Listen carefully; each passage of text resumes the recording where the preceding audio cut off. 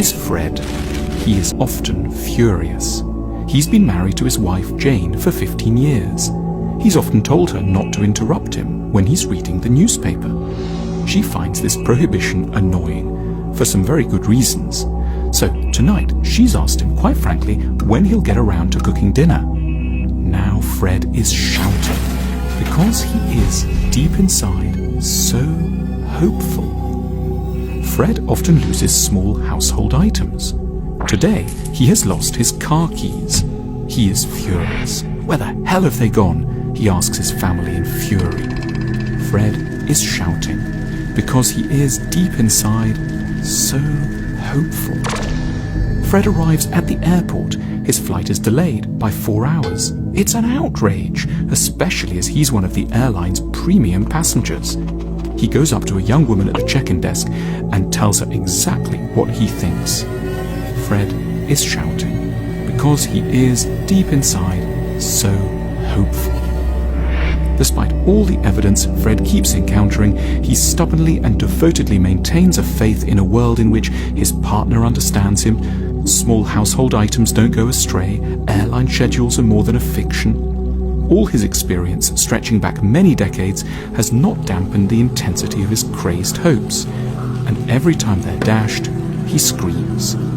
Fred will never be able to remove the frustrations of his life, but he could, perhaps, if he were wise, with the help of philosophy.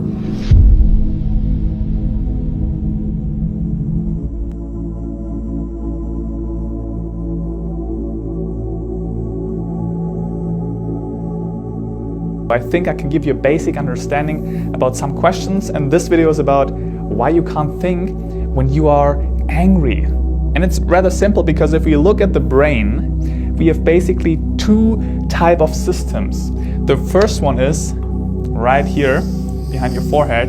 It's the rational thinking.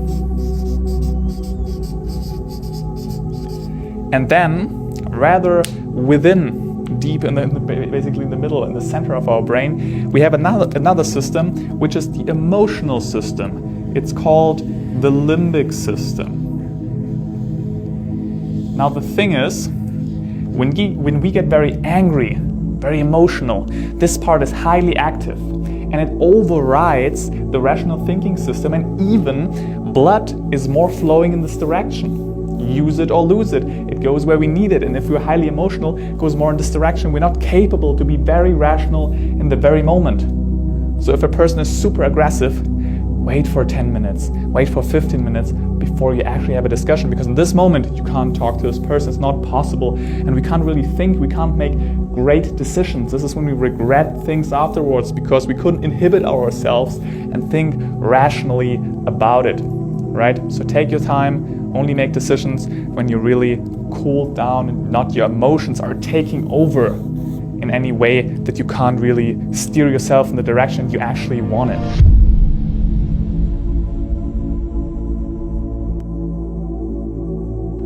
मैंने अर्ज किया था कि इंशाअल्लाह रफ्ता रफ्ता उन 20 गुनाहों की कुछ तफसील आपकी खिदमत में अर्ज करूंगा। आज उनमें से एक गुनाह ऐसा है कि उससे खुद बहुत से गुनाह निकलते हैं, और वो है गुस्सा। गुस्सा एक ऐसी चीज है कि अगर इंसान उस पर काबू ना पाए तो उससे बहुत से गुनाह निकल जाते हैं। उसमें गुस्से की हालत में इंसान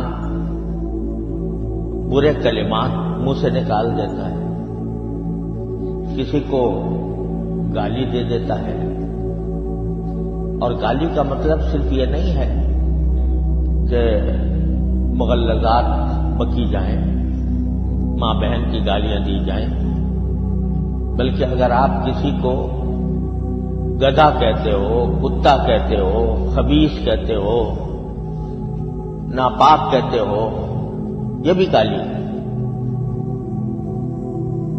गुफ्तगू के अंदर जब आदमी को गुस्सा आता है तो इस किस्म के अल्फाज ज़बान से निकल जाते हैं। یہ ساری چیزیں غصے سے پیدا ہوتی ہیں. غصے کی حالت میں بعض اوقات انسان اپنے جامے سے نکل کر دوسرے پر حملہ آور ہو جاتا ہے، اس کو ہاتھ سے کوئی تکلیف پہنچا دیتا ہے، یا اس کے اوپر کوئی بہتان باندھ دیتا ہے، کوئی الزام لگا دیتا ہے. غرض غصے کی وجہ سے بہت سے گناہوں میں انسان مبتلا ہو جاتا ہے. اسی لیے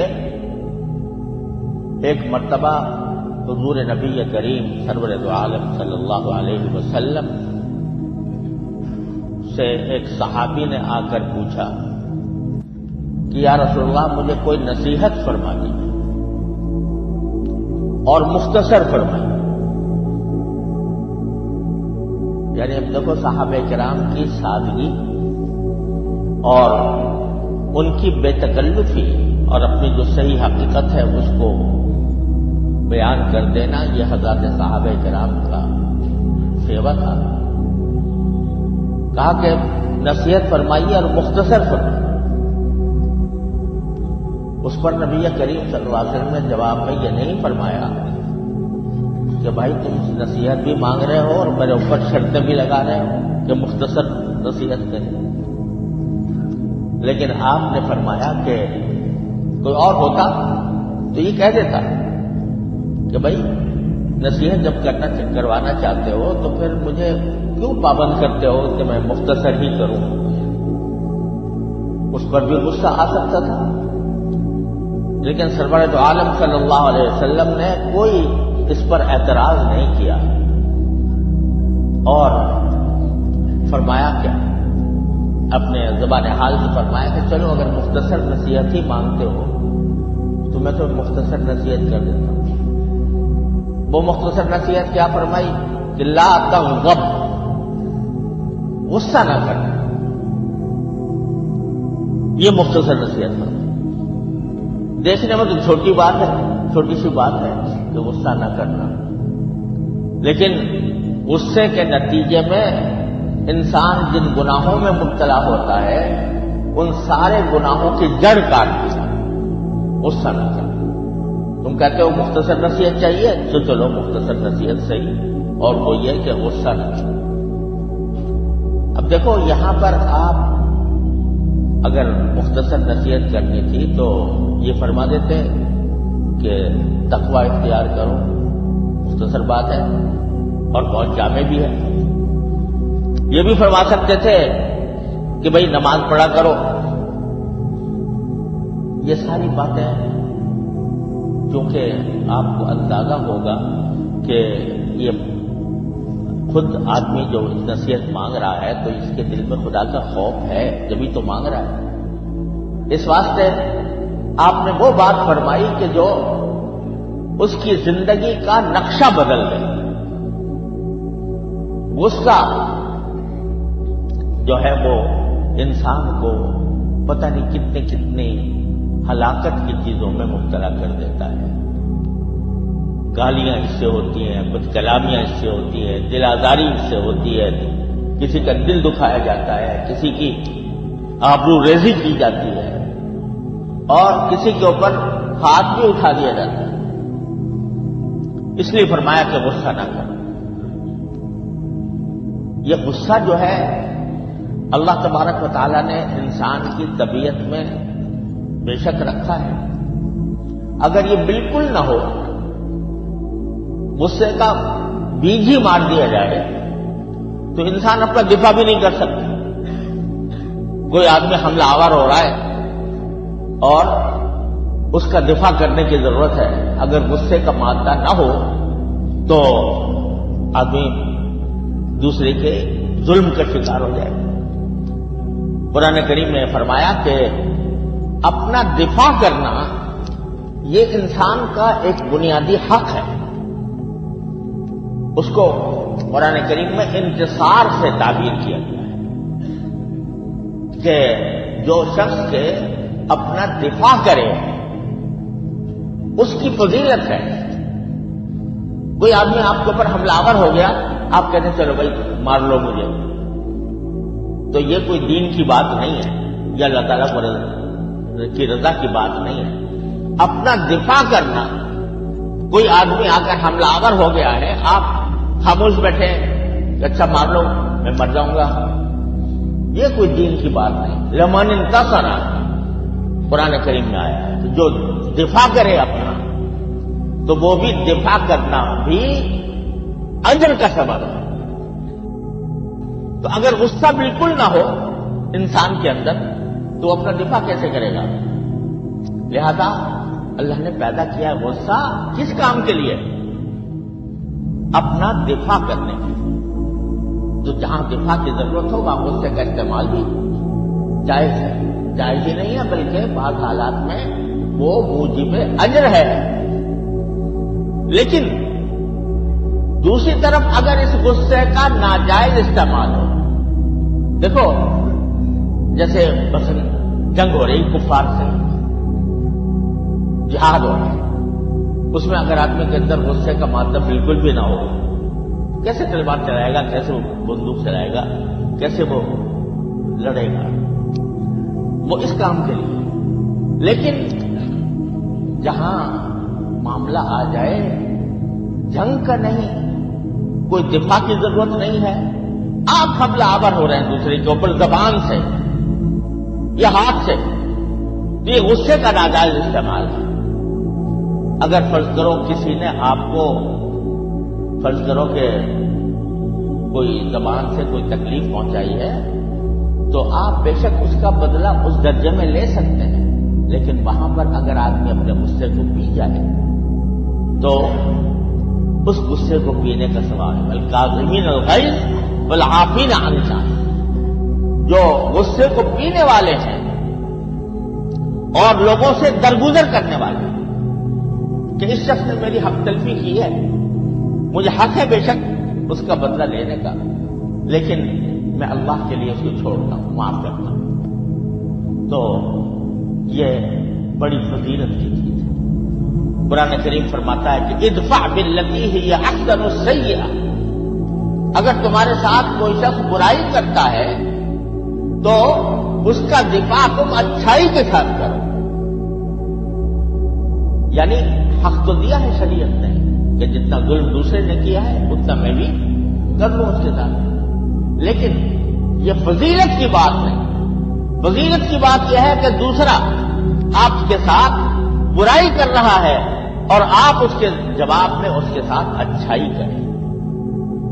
حضرت امام ابو حنیفہ رحمۃ اللہ علیہ سے منقول ہے کہ جب ان کو پتہ چل رہا تھا کہ فلاں شخص نے میری برائی کی ہے، غیبت کی ہے، تو حضرت امام ابو حنیفہ رحمۃ اللہ علیہ اس کے گھر کچھ پھلوں کا یا کوئی کسی بھی چیز کا تحفہ بھیج دیا کرتے تھے۔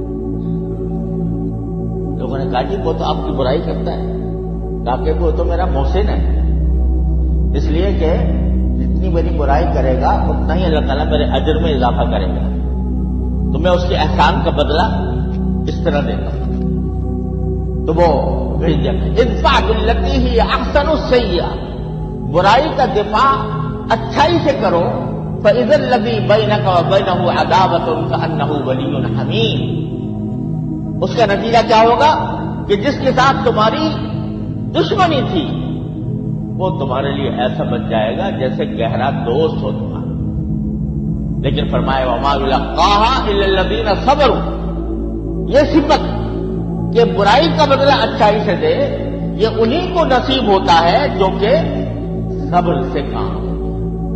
وما یلقاها الا ذو حظ عظیم، اور یہ صفت اسی کو ملتی ہے جو بڑے نصیبوں والا ہو۔ اصل نبی کریم سرورت عالم صلی اللہ علیہ وسلم نے جو اصل تعلیم دی ہے وہ یہ ہے تمہارا حق ضرور ہے کہ تم بدلہ لے لو، جس نے تمہیں کوئی تکلیف پہنچائی اتنی ہی تکلیف اس کو بھی پہنچا دو، لیکن جو اللہ تبارک و تعالیٰ کے نزدیک ہونے کا معاملہ ہے اور اللہ تعالیٰ کی خوشنودی حاصل کرنے کا معاملہ ہے وہ معاف کرنے، الکاظمین الغیظ والعافین عن الناس، اچھے لوگوں کی تعریف کرتے ہوئے فرمایا کہ جو غصے کو پی جاتے ہیں اور لوگوں سے معافی کا، درگزر کا معاملہ کرتے ہیں. اور یہ نبی کریم صلی اللہ علیہ وسلم نے اپنے پوری زندگی کے طرز عمل سے بتایا. آپ کو معلوم ہے کہ مکے والوں نے کوئی کسر نہیں چھوڑی نبی کریم صلی اللہ علیہ وسلم کو ستانے میں، آپ کے صحابہ کرام کو اذیتوں ان کے اوپر ڈالنے میں کوئی کسر نہیں چھوڑی. آپ کے قتل کے منصوبے بنائے، آپ کی کو وطن سے نکالا، کیا کیا تکلیفیں بنی. لیکن جب رسول کریم صلی اللہ علیہ وسلم فاتح بن کر مکہ مکرمہ میں داخل ہوئے تو کوئی اور ہوتا تو سینہ تان کر داخل ہوتا، اکڑی ہوئی گردن کے ساتھ داخل ہوتا کہ میں آج فاتح بن کر آ رہا ہوں انہی لوگوں پر جنہوں نے مجھے ستایا تھا. لیکن آپ نے عام اعلان کر دیا کہ جو اپنے گھر کا دروازہ بند کر لے گا اسے امن ہے، جو ابو سفیان کے گھر میں داخل ہو جائے گا اسے امن ہے، جو حرم میں داخل ہو جائے گا اسے امن ہے. ایک خون کا قطرہ نہیں بہا اس راستے سے جس راستے سے رسول اللہ صلی اللہ علیہ وسلم مکہ مکرمہ میں داخل. یہ مثالیں چھوڑی ہیں رسول کریم صلی اللہ علیہ وسلم، یہ سنتیں ہیں رسول کریم صلی اللہ علیہ وسلم. سنتیں صرف ظاہر کی نہیں ہوتی کہ بھئی ہم نے اپنا ظاہر جو ہے، اپنا لباس، اپنا وضاقتہ وہ سنت کے مطابق بنا لی، وہ بھی اللہ تعالیٰ کی بڑی نعمت ہے. اللہ تعالیٰ سب کو توفیق عطا فرمائے. لیکن سنتیں ان میں منحصر نہیں ہیں. سنتیں یہ بھی ہے کہ حلم کا ثبوت دے انسان، بردباری کا ثبوت دے، غصے کے موقع پر غصے کو پی جائے. اور ایک حدیث میں رسول کریم صلی اللہ علیہ وسلم نے ارشاد فرمایا کہ انسان جتنے بھی گھونٹ پیتا ہے اپنی زندگی میں، اس میں سب سے زیادہ اللہ کو محبوب جو گھونٹ ہے وہ غصے کا گھونٹ. غصہ آ رہا تھا لیکن میں نے اللہ کی خاطر اس کو پی لیا. تو یہ اللہ تعالیٰ کو یہ گھونٹ سب سے زیادہ محبوب ہے، اور وہ بندہ اللہ تبارک و تعالیٰ کے ہاں بڑی خوشنودی کا مقام حاصل کرتا ہے.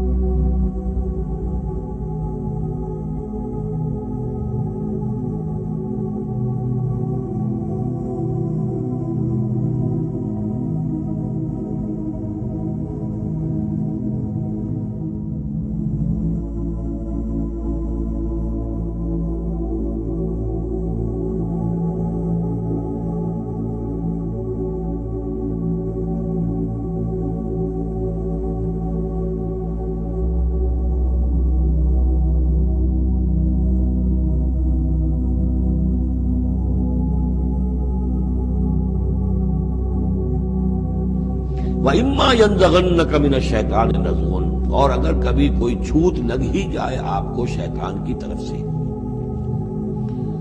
نزع کھینچ لینا، نزغ مس کر جانا، چھو جانا، چھوت. عین اور غین کا یہ فرق ہو گیا. یعنی یہ کہ کبھی آپ کو غصہ آئی جائے، آخر ظاہر بات ہے بربنائے طب بشری کبھی غصہ آئی جاتا ہے. آخر آئی گیا تھا حضور کو غزوہ احد میں، کیف یہدی اللہ قوما خضبوا وجہ نبیہم بالدم، کیسے اللہ ہدایت دے گا اس قوم کو جس نے اپنے نبی کے چہرے کو خون سے رنگ دیا. غصہ آ گیا. لیس لک من الامر، اے نبی آپ کے ہاتھ میں اختیار نہیں ہے، ہدایت اور ضلالت کا اختیار ہمارے ہاتھ میں ہے. اسی طریقے سے اے نبی اگر کبھی غصہ آ جائے، فرمایا وَإِمَّا يَنزَغَنَّكَ مِنَ الشَّيْطَانِ نَزْغٌ فَاسْتَعِذْ بِاللَّهِ، فوراً اللہ کی پناہ طلب کرو. إِنَّهُ سَمِيعٌ عَلِيمٌ. اور یہ پھر آگے چل کر حامیم السجدہ میں بھی آیت آئے گی، إِنَّهُ هُوَ السَّمِيعُ الْعَلِيمُ، یقیناً وہی ہے سب کچھ سننے والا اور سب کچھ جاننے والا. جو بڑے بڑے گناہوں اور بے حیائی کے کاموں سے پرہیز کرتے ہیں اور اگر غصہ آ جائے تو درگزر کر جاتے ہیں. یعنی وہ غسیل اور جھلے نہیں ہوتے بلکہ نرم خو اور دھیمے مزاج کے لوگ ہوتے ہیں. ان کی سرشت انتقامی نہیں ہوتی بلکہ وہ بندگان خدا سے درگزر اور چشم پوشی کا معاملہ کرتے ہیں، اور کسی بات پر غصہ آ بھی جاتا ہے تو اسے پی جاتے ہیں.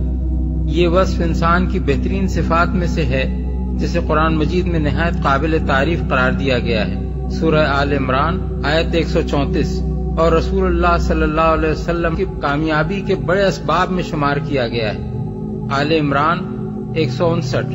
حدیث میں حضرت عائشہ کا بیان ہے کہ ما انتقم رسول اللہ صلی اللہ علیہ وسلم لنفسہ فی شیء قط الا ان تنتہک حرمت اللہ۔ بخاری و مسلم۔ رسول اللہ صلی اللہ علیہ وسلم نے کبھی اپنی ذات کے لیے انتقام نہیں لیا، البتہ جب اللہ کی حرمتوں میں سے کسی حرمت کی ہتک کی جاتی تب آپ سزا دیتے تھے۔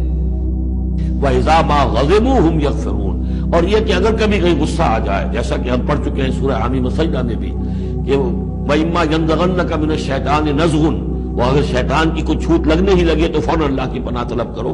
وَإِذَا مَا غَضِبُوا هُمْ يَغْفِرُونَ، جب انہیں غصہ آتا ہے تو اس غصے کو ڈھانپ دیتے ہیں، غصے کو پی جاتے ہیں۔ غفر کے معنی ڈھانپ دینا ہے، ویسے اس کے جو عام ترجمہ ہے معاف کر دیتے ہیں، بجائے اس کے کہ غصے میں کسی پر حملہ کریں اور کسی سے انتقام لیں، بلکہ اس کے اندر عفو کی صورت ہو جب غصہ آئے۔ ایک ہے سوچ سمجھ کر کوئی اقدام کرنا ہے، کوئی آپ نے چیلنج کرنا ہے کسی باطل کو اور اس میں کوئی آگے بڑھ کر آپ کو اقدام کرنا ہے، وہ اور بات ہے۔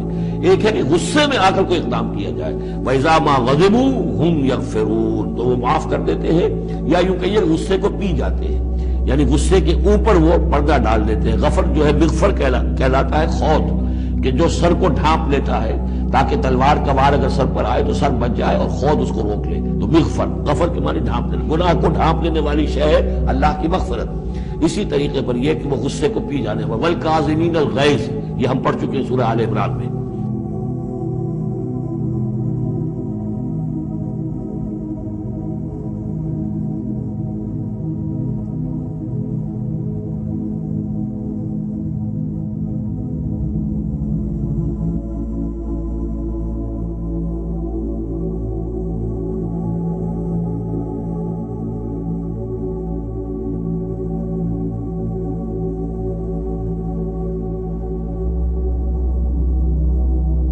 ان تبدوا خیرا او تخفوہ او تعفوا عن سوء فإن اللہ کان عفوا قدیرا، جہاں تک تو خیر کا معاملہ ہے تم اسے بلند آواز سے کہو، ظاہر کرو یا چھپاؤ، برابر کی بات ہے۔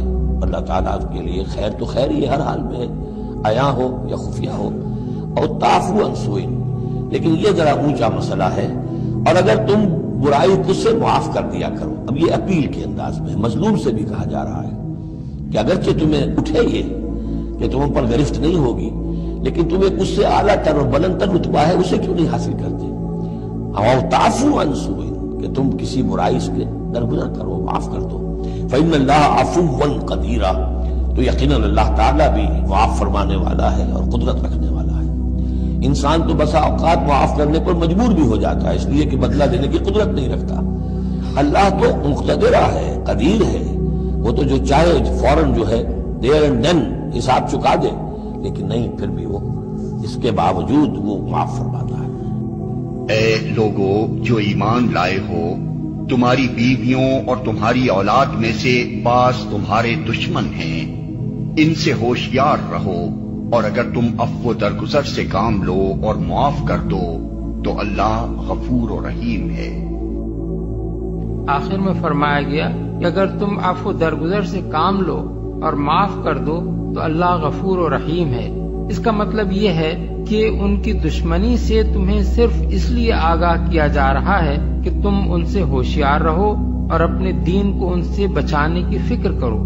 اس سے آگے بڑھ کر اس تنبیہ کا مقصد ہرگز یہ نہیں ہے کہ بیوی بچوں کو مارنے پیٹنے لگو یا ان کے ساتھ سختی سے پیش آؤ یا ان کے ساتھ تعلقات میں ایسی بدمزگی پیدا کر لو کہ تمہاری اور ان کی گھریلو زندگی عذاب بن کر رہ جائے۔ یہ اس لیے کہ ایسا کرنے کے دو نقصانات بالکل واضح ہیں۔ ایک یہ کہ اس سے بیوی بچوں کی اصلاح کے دروازے ہمیشہ کے لیے بند ہو جانے کا خطرہ ہے۔ دوسرے یہ کہ اس سے معاشرے میں اسلام کے خلاف الٹی بدگمانیاں پیدا ہو سکتی ہیں اور گرد و پیش کے لوگوں کی نگاہ میں مسلمان کے اخلاق و کردار کی یہ تصویر بنتی ہے کہ اسلام قبول کرتے ہی وہ خود اپنے گھر میں اپنے بال بچوں تک کے لیے سخت گیر اور بدمزاج بن جاتا ہے۔ اس سلسلے میں یہ بات بھی نگاہ میں رہنی چاہیے کہ ابتداء اسلام میں جب لوگ نئے نئے مسلمان ہوتے تھے تو ان کو ایک مشکل اس وقت پیش آتی تھی جب ان کے والدین کافر ہوتے تھے اور وہ ان پر دباؤ ڈالتے تھے کہ اس نئے دین سے پھر جائیں، اور دوسری مشکل اس وقت پیش آتی جب ان کے بیوی بچے یا عورتوں کے معاملے میں ان کے شوہر اور بچے کفر پر قائم رہتے اور دین حق کی راہ سے انہیں پھیرنے کی کوشش کرتے تھے۔ پہلی سورت کے متعلق سورہ عنکبوت آیت 8 اور سورہ لقمان آیات 14 اور 15 میں یہ ہدایت فرمائی گئی کہ دین کے معاملے میں والدین کی بات ہرگز نہ مانو، البتہ دنیا کے معاملات میں ان کے ساتھ حسن سلوک کرتے رہو۔ دوسری سورت کا حکم یہاں بیان کیا گیا ہے کہ اپنے دین کو تو اپنے بال بچوں سے بچانے کی فکر ضرور کرو، مگر ان کے ساتھ سخت گیری کا برتاؤ نہ کرو، بلکہ نرمی اور عفو درگزر سے کام لو۔ مزید تشریح کے لیے ملاحظہ ہو تفہیم القرآن جلد 2 سورہ التوبہ آیات 23 اور 24۔ یا ایھا الذین آمنوا ان من ازواجکم واولادکم عدوا لکم فاحذروہم۔ لیکن اس کے ساتھ ہی دیکھیے بیلنس کیا ہے، یہ میرے نزدیک قرآن مجید کے اعجاز کا ایک بہت اہم مقام ہے، جہاں ایک طرف یہ بتا دیا چوکس رہو، چوکنے رہو، سانپ کی طرح ہوشیار رہو، بیوی اور اولاد کی محبت تم سے کوئی غلط کام نہ کرا دے، لیکن یہ بھی نہیں کہ گھر کو آپ میدان جنگ بنا لیں، بلکہ معاف کرو، بخش دو، ساتھ یہ بھی ہے بیلنس کا ہے۔ وَإِن تَعْفُوا وَتَصْفَحُوا وَتَغْفِرُوا، 3 الفاظ آ رہے ہم مانی، اگرچہ معنی مختلف ہے۔ عفو کہتے ہیں کسی کو ڈھیل دینا، داڑھی کے لیے بھی آیا ہے حدیث میں اعف اللحا، داڑیاں چھوڑو، داڑھیوں کو بڑھاؤ۔ عفو کے معنی ایک تو پکڑ لیا فوراً چھوڑو، ڈھیل دو۔ تصفحوا، کبھی کبھی ایسا بھی ہو کہ کوئی غلطی ان کی دیکھی اور ذرا دیکھی اندیکھی کر دی، چہرہ اپنا پھیر لیا، اسے پتہ ہی نہ چلے کہ دیکھا ہے، ابا جان نے دیکھا ہے یا شوہر نے دیکھا ہے، کیونکہ ہر بات پر پکڑیں گے اگر آپ تو ضد بھی پیدا ہو جائے گی، کسی وقت جو ہے ایک نیگیٹو سائیکالوجی ڈیولپ ہو جائے گی۔ تغفروا بخش دینا، یعنی جیسے کہ مغفر جو ہے سر کو ڈھانپ لیتا ہے، ڈھانپ دینا ان کی غلطی کو۔ وَإِن تَعْفُوا وَتَصْفَحُوا وَتَغْفِرُوا فَإِنَّ اللَّهَ غَفُورٌ رَحِيمٌ، تو اللہ بھی تو غفور اور رحیم ہے نا۔ تم چاہتے ہو کہ نہیں، جیسے سورہ نور میں آیا تھا کہ اے ابو بکر تم نے اپنے اس بھانجے یا اپنے عزیز مستح کا جو ہے جو مدد کرتے تھے روک دیا ہے، کیا تم نہیں چاہتے کہ اللہ تمہیں معاف کرے؟ اگر تم چاہتے ہو اللہ تمہیں معاف کرے تم بھی اس کو معاف کرو۔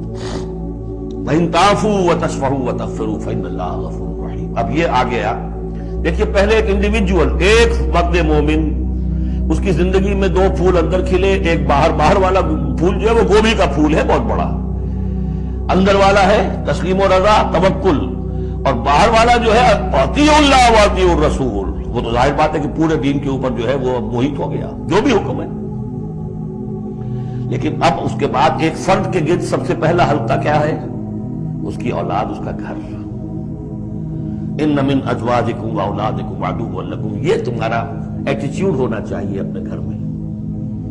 ایک طرف تو وہ جو طبعی محبتیں اللہ نے ڈالی ہوئی ہیں، کہیں وہ تم سے تمہاری منزل کھوٹی نہ کرا دیں، کہیں دین کے راستے پر بڑھنے سے رکاوٹ نہ بن جائے، ہوشیار ہو، فاحذروہم، ان سے بچو۔ لیکن ساتھ ہی ہے کہ گھر کی فضا کے اندر عفو درگزر۔ تم میں سے جو لوگ صاحب فضل اور صاحب مقدرت ہیں وہ اس بات کی قسم نہ کھا بیٹھے کہ اپنے رشتہ دار، مسکین اور مہاجر فی سبیل اللہ لوگوں کی مدد نہ کریں گے، انہیں معاف کر دینا چاہیے اور درگزر کرنا چاہیے۔ کیا تم نہیں چاہتے کہ اللہ تمہیں معاف کرے؟ اور اللہ کی صفت یہ ہے کہ وہ غفور اور رحیم ہے۔ حضرت عائشہ رضی اللہ عنہ فرماتی ہیں کہ مذکورہ بالا آیتوں میں جب اللہ تعالیٰ نے میری برات نازل فرما دی تو حضرت ابو بکر رضی اللہ عنہ نے قسم کھا لی کہ وہ آئندہ کے لیے مصطح بن اساسہ کی مدد سے ہاتھ کھینچ لیں گے، کیونکہ انہوں نے نہ رشتہ داری کا کوئی لحاظ کیا اور نہ ان احسانات کی کچھ شرم کی جو وہ ساری عمر ان پر اور ان کے خاندان پر کرتے رہے تھے۔ اس پر یہ آیت نازل ہوئی اور اس کو سنتے ہی حضرت ابو بکر رضی اللہ عنہ نے فوراً کہا واللہ ضرور ہم چاہتے ہیں کہ اے ہمارے رب تو ہماری خطائیں معاف فرمائے۔ چنانچہ آپ نے پھر مصطح کی مدد شروع کر دی اور پہلے سے زیادہ ان پر احسان کرنے لگے۔ حضرت عبداللہ بن عباس رضی اللہ عنہ کی روایت ہے کہ یہ قسم حضرت ابوبکر کے علاوہ بعض اور صحابہ نے بھی کھا لی تھی کہ جن جن لوگوں نے اس بہتان میں حصہ لیا ہے ان کی وہ کوئی مدد نہ کریں گے۔ اس آیت کے نزول کے بعد ان سب نے اپنے عہد سے رجوع کر لیا۔ اس طرح وہ تلخی آنن فانن دور ہو گئی جو اس فتنے نے پھیلا دی تھی۔ یہاں ایک سوال پیدا ہوتا ہے کہ اگر کوئی شخص کسی بات کی قسم کھا لے پھر بعد میں اسے معلوم ہو کہ اس میں بھلائی نہیں ہے اور وہ اس سے رجوع کر کے وہ بات اختیار کر لے جس میں بھلائی ہے، تو آیا اسے قسم توڑنے کا کفارہ ادا کرنا چاہیے یا نہیں؟ فقہا کا ایک گروہ کہتا ہے کہ بھلائی کو اختیار کر لینا ہی قسم کا کفارہ ہے، اس کے سوا کسی اور کفارے کی ضرورت نہیں۔ یہ لوگ اس آیت سے استدلال کرتے ہیں کہ اللہ تعالیٰ نے حضرت ابوبکر رضی اللہ عنہ کو قسم توڑ دینے کا حکم دیا اور کفارہ ادا کرنے کی ہدایت نہیں فرمائی۔ اس کے علاوہ نبی صلی اللہ علیہ وسلم کے اس ارشاد کو بھی وہ دلیل میں پیش کرتے ہیں کہ جو شخص کسی بات کی قسم کھا لے پھر اسے معلوم ہو کہ دوسری بات اس سے بہتر ہے تو اسے وہی بات کرنی چاہیے جو بہتر ہے، اور یہ بہتر بات تو اختیار کر لینا ہی اس کا کفارہ ہے۔ دوسرا گروہ کہتا ہے کہ قسم توڑنے کے لیے اللہ تعالیٰ قرآن مجید میں ایک صاف اور مطلق حکم نازل فرما چکا ہے۔ البقرہ آیت 225، المائدہ آیت 89، جسے اس آیت نے نہ تو منسوخ ہی کیا ہے اور نہ صاف الفاظ میں اس کے اندر کوئی ترمیم ہی کی ہے، اس لیے وہ حکم اپنی جگہ باقی ہے۔ اللہ تعالیٰ نے یہاں حضرت ابوبکر رضی اللہ عنہ کو قسم توڑ دینے کے لیے تو ضرور فرمایا، مگر یہ نہیں فرمایا کہ تم پر کوئی کفارہ واجب نہیں۔ رہا نبی صلی اللہ علیہ وسلم کا ارشاد، تو اس کا مطلب صرف یہ ہے کہ ایک غلط یا نامناسب بات کی قسم کھا لینے سے جو گناہ ہوتا ہے وہ مناسب بات اختیار کر لینے سے دھل جاتا ہے۔ اس ارشاد کا مقصد کفارہ قسم کو ساقط کر دینا نہیں ہے، چنانچہ دوسری حدیث اس کی توضیح کر دیتی ہے جس میں حضور صلی اللہ علیہ وسلم نے فرمایا ہے، جس نے کسی بات کی قسم کھا لی ہو پھر اسے معلوم ہو کہ دوسری بات اس سے بہتر ہے، اسے چاہیے کہ وہی بات کرے جو بہتر ہے اور اپنی قسم کا کفارہ ادا کر دے۔ اس سے معلوم ہوا کہ قسم توڑنے کا کفارہ اور چیز ہے اور بھلائی نہ کرنے کے گناہ کا کفارہ اور چیز۔ ایک چیز کا کفارہ بھلائی کو اختیار کر لینا ہے اور دوسری چیز کا کفارہ وہ ہے جو قرآن نے خود مقرر کر دیا ہے۔ ولا يأتل أولو الفضل منكم والسعة أن يؤتوا أولي القربى والمساكين والمهاجرين في سبيل الله۔ اس آیت کی نشان نزول ہے کہ حضرت ابو بکر صدیق رضی اللہ تعالیٰ عنہ کے ایک یا تو بھانجے تھے یا خالہ زاد بھائی تھے، حضرت مصطح۔ یہ حضرت مصطح جو ہے غریب آدمی تھے اور حضرت ابو بکر ان کی مدد کیا کرتے تھے، پیسے سے، مال سے ان کی ضرورت جو ہے پوری کرتے تھے۔ لیکن یہ مصطح بھی اس میں شریک ہو گئے۔ حضرت عائشہ صدیقہ رضی اللہ تعالیٰ عنہ پر جو تہمت کا معاملہ چلا، تو حضرت ابوبکر کو جب معلوم ہوا کہ مصطح بھی اس معاملے کے اندر شریک ہے تو پھر غصے میں آ کر قسم کھا لی کہ میں اب اس کے ساتھ کبھی کوئی بھلائی نہیں کروں گا، اس نے اتنی بڑی غلطی کی ہے اور اس معاملے کے اندر میری بیٹی کا معاملہ ہے اور اس میں اس کو یہ خیال نہیں آیا کہ میں اس کے ساتھ کتنا کچھ احسان کرتا ہوں، اور اس نے اس کے اندر جو ہے وہ خود بھی شریک ہو گیا۔ اس پر اللہ تعالیٰ کی طرف سے گرفت آ رہی ہے کہ نہیں ابوبکر یہ ٹھیک نہیں ہے، جو بھی اس سے غلطی ہوئی، لیکن تم جو نیک کام کر رہے تھے اس کا جو قسم کھاتے ہو کہ اس کے اندر تم مدد نہیں کرو گے۔ ولا یأتل اولو الفضل منکم، اور نہ قسم کھائیں جو فضل والے ہیں، درجے والے ہیں تم میں سے، جن میں اللہ نے فضیلت دی ہے، نیکی میں بھی، ایمان میں بھی فضیلت دی ہے، دولت میں بھی فضیلت دی ہے، وسعت ہے اور جنہیں کشادگی دی ہے، مال کی کشادگی دی ہے، ان یؤتوا اولی القربى، کہ وہ کوئی صلہ رحمی کریں اپنے قرابت داروں کے ساتھ، کچھ دیں مال اور صدقہ و خیرات دیں اپنے قرابت داروں کو، والمساکین والمہاجرین، اور محتاجوں کو اور وطن چھوڑنے والے مہاجرین کو، فی سبیل اللہ، اللہ کی راہ میں۔ تو یہ قسم نہ کھائیں، ولیعفوا ولیصفحوا، انہیں چاہیے کہ معاف کر دیں اور درگزر سے کام لیں۔ الا تحبون ان یغفر اللہ لکم، کیا تم یہ نہیں چاہتے کہ اللہ تمہیں معاف کرے؟ یعنی اے ابو بکر اگر تم یہ چاہتے ہو، تم سے بھی تو کوئی خطا آخر ہو جاتی ہے، اللہ معاف فرماتا ہے، کیا تم نہیں چاہتے کہ اللہ تمہاری خطاؤں سے درگزر کرے؟ الا تحبون ان یغفر اللہ لکم، کیا تم نہیں پسند کرتے اس کو کہ اللہ تمہیں معاف کرے؟ اس پر اس آیت کو سنتے ہی حضرت ابو بکر صدیق کے الفاظ بھی نقل کیے گئے، بلا یا ربنا انا نحب، کیوں نہیں پروردگار، ہم ضرور چاہتے ہیں کہ تو ہمیں معاف فرما دے۔ انہوں نے اپنی قسم کا کفارہ دیا اور اس کے بعد جو بھی وہ کرتے تھے ان کے ساتھ بھلائی اور نیکی، اس سلسلے کو جاری کر دیا۔ واللہ غفور رحیم، اور اللہ تعالیٰ غفور ہے اور رحیم ہے۔ قول معروف، بھلی بات کہنا، ومغفرہ، اور درگزر کرنا، خیر بہتر ہے من صدقۃ، اس خیرات سے، یتبعھا اذی، جس کے بعد کہ اذیت پہنچائی جائے۔ کوئی آپ سے فرض کیجئے کوئی ضرورت کے لیے آئی گیا ہے، کسی نے ہاتھ پھیلا دیا ہے، تو آپ اگر آپ نہیں کر سکتے مدد، قول معروف نرمی کے ساتھ جواب دے دیجئے، معذرت کر لیجئے۔ یا یہ ہے کہ اگر کسی سائل نے آپ کے ساتھ درستی کی ہے تو پھر بھی یہ ڈانٹیے نہیں، محمد سائل فلا تنہر، پھر بھی یہ ہے کہ مغفرت معاف کی جائے۔ یہ کہیں بہتر ہے اس سے کہ دے تو دیا، خیر من صدقۃ یتبعها اذى، اس کے بعد اسے دو چار جملے بھی سنوا دیے، کوئی اور سلواتیں بھی سنا دی اسے، تو اس کا کوئی فائدہ نہیں ہوا۔ واللہ غنی حلیم، اللہ تعالیٰ غنی ہے اور حلیم ہے۔ یہ کیوں کہا گیا کہ تم اگر کسی کو دے رہے ہو تو اصل میں اللہ کو دے رہے ہو۔ ایک حدیث میں آتا ہے کہ اللہ تعالیٰ اپنے بندے سے شکایت کرے گا، اے میرے بندے تیرے پاس مال تھا، میں نے تجھ سے مال طلب کیا تھا، میں بھوکا تھا، میں نے تجھ سے روٹی مانگی، تو نے مجھے کھلایا نہیں۔ بندہ کہے اللہ تو غنی ہے، تجھے بھوک، تجھے احتیاج، کہ وہ جو میرا بندہ تھا جو بھوکا تھا، اس نے جو مانگا تھا تجھ سے وہ میں ہی تھا، میرا بندہ تھا۔ الخلق عیال اللہ، تجھ سے انہیں کھانے کو نہیں دیا تمہیں، گویا کہ مجھے نہیں دیا۔ اے میرے بندے میں ننگا تھا، میں نے تجھ سے میں چاہا کہ میرا سطر ڈھانپ دے، مجھے کوئی لباس دے دے، لیکن یہ کہ تو نے نہیں دیا۔ یہ اسی طریقے سے تو سمجھ لیجئے کہ اللہ تو غنی ہے، جو دے رہے ہو سمجھ لو کہ اللہ کو دے رہے ہو، اور حلیم ہے، وہ حلم والا ہے، فوراً نہیں پکڑتا تمہیں۔ تم جو بھی کرتے ہو، جو دل سے اتری ہوئی شے وہ اللہ کے نام پہ دے دو، جو ردی چیز ہے وہ اللہ کے نام پہ دے دو، تو اللہ تعالیٰ کی غیرت جو ہے اسی وقت اگر جوش میں آ جائے اور تمہیں پیس کے سرما کر دے وہ، تو وہ کر سکتا ہے، لیکن نہیں، حلیم ہے، وہ دیکھتا ہے کہ میری توہین کر رہا ہے، مجھے دے رہا ہے اور یہ دے رہا ہے۔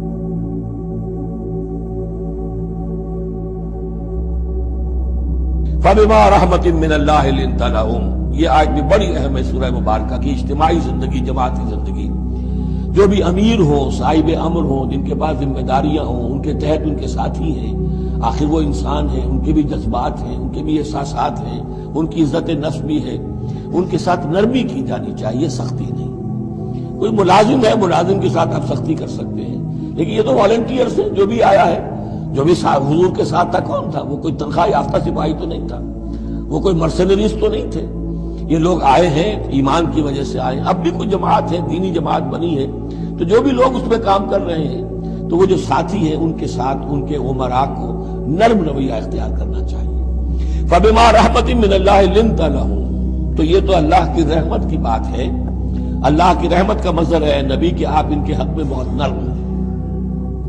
وَلَوْ كُنْتَ فَظًّا غَلِيظَ الْقَلْبِ، اور اگر ہوتے آپ تند خو اور سخت دل، لَانفَضُّوا مِنْ حَوْلِكَ، تو یہ آپ کے ارد گرد سے منتشر ہو جاتے، آپ کو چھوڑ کر چلے جاتے۔ کوئی کارواں سے ٹوٹا، کوئی بدگماں حرم سے، کہ امیر کارواں میں نہیں خوئے دل نوازی۔ لَانفَضُّوا مِنْ حَوْلِكَ فَاعْفُ عَنْهُمْ، اب چونکہ اتنی بڑی غلطی ہوئی تھی، بہت بڑا چرکا لگ گیا تھا مسلمانوں کو، حضور سے کہا جا رہا ہے اپنے ان ساتھیوں کے بارے میں بھی اپنے دل میں میل مت آنے دیجیے۔ غلطی ہو گئی ہے، کوتاہی ہو گئی ہے، اللہ نے معاف کر دیا ہے، فاعف عنہم، تو آپ بھی انہیں معاف کر دیں، عام حالات میں بھی معاف کرتے رہا کریں۔ واستغفر لہم، جو خطا ہو گئی یا ہو جائے اس پر استغفار کیا کریں ان کے لیے۔ وشاورہم فی الامر، اور یہ نہ کریں کہ اب آئندہ ان کی کوئی بات نہیں سننی، نہیں، مشورے میں شامل رکھیے ان کو بھی، اور ان سے مشورہ کرتے رہا کیجئے امر میں۔ اس سے بھی باہمی اعتماد پیدا ہوتا ہے کہ ہمارا امیر ہم سے مشورہ کرتا ہے، ہماری بات کو اہمیت دیتا ہے۔ یہ بھی گویا کہ در حقیقت اجتماعی زندگی کے لیے بہت ہی ضروری بات ہے۔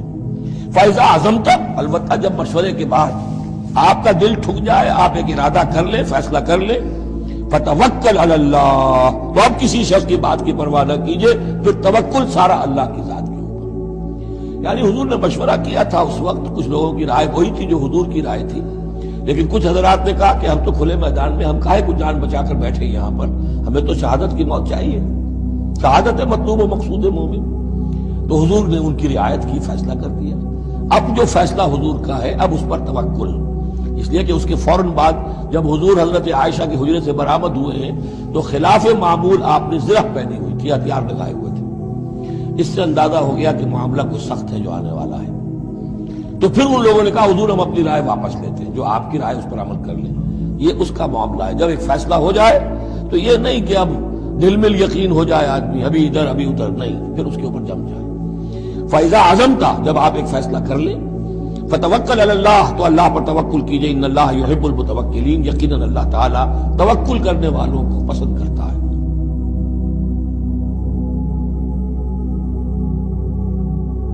خذ العفو وامر بالعرف، اے نبی صلی اللہ علیہ وسلم، ابھی آخر میں پھر حضور سے خطاب، یہ اکثر مکی صورتوں میں ہوتا ہے اختتام پر حضور سے التفات۔ خذ العفو، اے نبی عفو کو، درگزر کو تھام لیجئے، یعنی آپ ان سے زیادہ بحث میں، ان سے زیادہ کسی تلخی میں، کسی اس طرح کے معاملے میں الجھیے نہیں، معاف کیجئے، چھوڑیے، دفع کیجئے۔ خذ العفو وامر بالعرف، اور بھلی بات کا حکم دیتے رہیے، جو بھی اچھی بات ہے اس کی طرف دعوت دیتے رہیے، آپ کا کام ہے دعوت دینا۔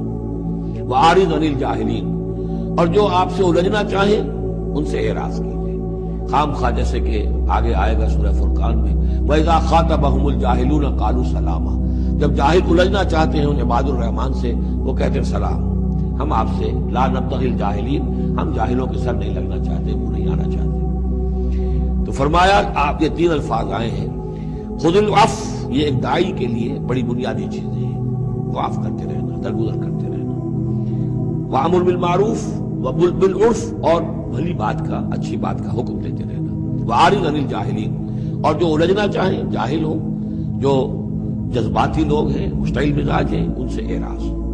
وَلَا تَسْتَوِي الْحَسَنَةُ وَلَا السَّيِّئَةُ، اور دیکھو اچھائی اور برائی برابر تو نہیں ہوتے نا، کون کہے گا کہ برابر ہوتے ہیں؟ ایسی شے جو مسلم سب کے نزدیک اس سے بات شروع کی، دلیل کیا دے دیا، کیا چیز قائم کی ہے؟ ادفع باللتی ہی احسن، تم مدافعت کرو بہترین طریقے پر، وہ تمہیں گالیاں دے تم دعائیں دو۔ آخر کٹھور دل انسان کا بھی دل کبھی پسیج جاتا ہے کہ میں اس کے ساتھ کیا کرتا رہا اور یہ میرے ساتھ کیا کر رہا ہے، وہ تم پر پتھراؤ کرے تم پھول پیش کرو۔ اس کو نوٹ کر لیجیے اچھی طرح، اگلی صورت میں اس تصویر کا دوسرا رخ بھی آئے گا، یہ ایک رخ ہے جو یہاں آ رہا ہے، اقامت دین کی جدوجہد میں دوسرا رخ بھی آئے گا، لیکن یہاں دعوت کے مرحلے پر تو واقعتاً بدھ مت کے بھکشو بن جاؤ، نہایت غیر یعنی بے ضرر انسان، کسی کو تکلیف نہ پہنچے، جیسے حضرت مسیح نے فرمایا ہے علیہ الصلوۃ والسلام کہ تم سانپ کے مانند ہوشیار اور چوکنے، لیکن فاختہ کے مانند بے ضرر بنو۔ فاختہ کسی ضرر تو نہیں پہنچا سکتی نا، تم ایسے بے ضرر رہو کہ جیسے فاختہ، لیکن ایسے بھی نہ ہو کہ کوئی تمہیں ضرور دے جائے، سانپ جیسے چوکنا رہتا ہے، ایسے بھی نہ بدھو نہ ہو، تم سمجھدار تو ہو کہ تمہیں دوسرے جو ہے وہ ضرر نہ پہنچا سکیں، سانپ کے مانند ہوشیار لیکن فاختہ کے مانند بے ضرور بنو۔ تو واقعتاً دعوت کے مقام پر تو یہ کرنا پڑتا ہے، دعائیں دیجیے انہیں، ان کے لیے دعائیں رات کو کھڑے ہو کر کیجیے، ابو جہل کے لیے اور حضرت عمر کے لیے دعا کی ہے حضور نے کہ نہیں کی۔ یہ تو ایک دعا ہے جو ہمیں زیادہ معلوم ہو گئی کہ ہمارے وہاں پہ کس کس کے لیے دعائیں کی ہوگی اور کس کس کے لیے اللہ تعالیٰ نے آپ کی دعائیں قبول کی ہوگی۔ تو یہ ہے دعوت کا مقام۔ تو توحید انفرادی سطح پر دو اس کے رخ آ چکے ہیں، سورہ زمر عبادت اللہ کی، اس کے لیے اپنی اطاعت کو خالص کرتے ہیں، اسی کا داخلی پہلو دعا اللہ سے، اسی کے لیے اپنی اطاعت کو خالص کرتے ہیں۔ اب یہاں سے فرد سے یہ نکلے گی، وہ دوسرے افراد تک جائے گی، متعدی ہوگی یہ دعوت، تاکہ اب ایک جماعت وجود میں آئے، گروہ وجود میں آئے، جو سورہ آل عمران میں ہم نے پڑھا تھا وَلْتَكُن مِّنكُمْ أُمَّةٌ يَدْعُونَ إِلَى الْخَيْرِ وَيَأْمُرُونَ بِالْمَعْرُوفِ وَيَنْهَوْنَ عَنِ الْمُنكَرِ، جماعت ہوگی تو یہ کام کرے گی۔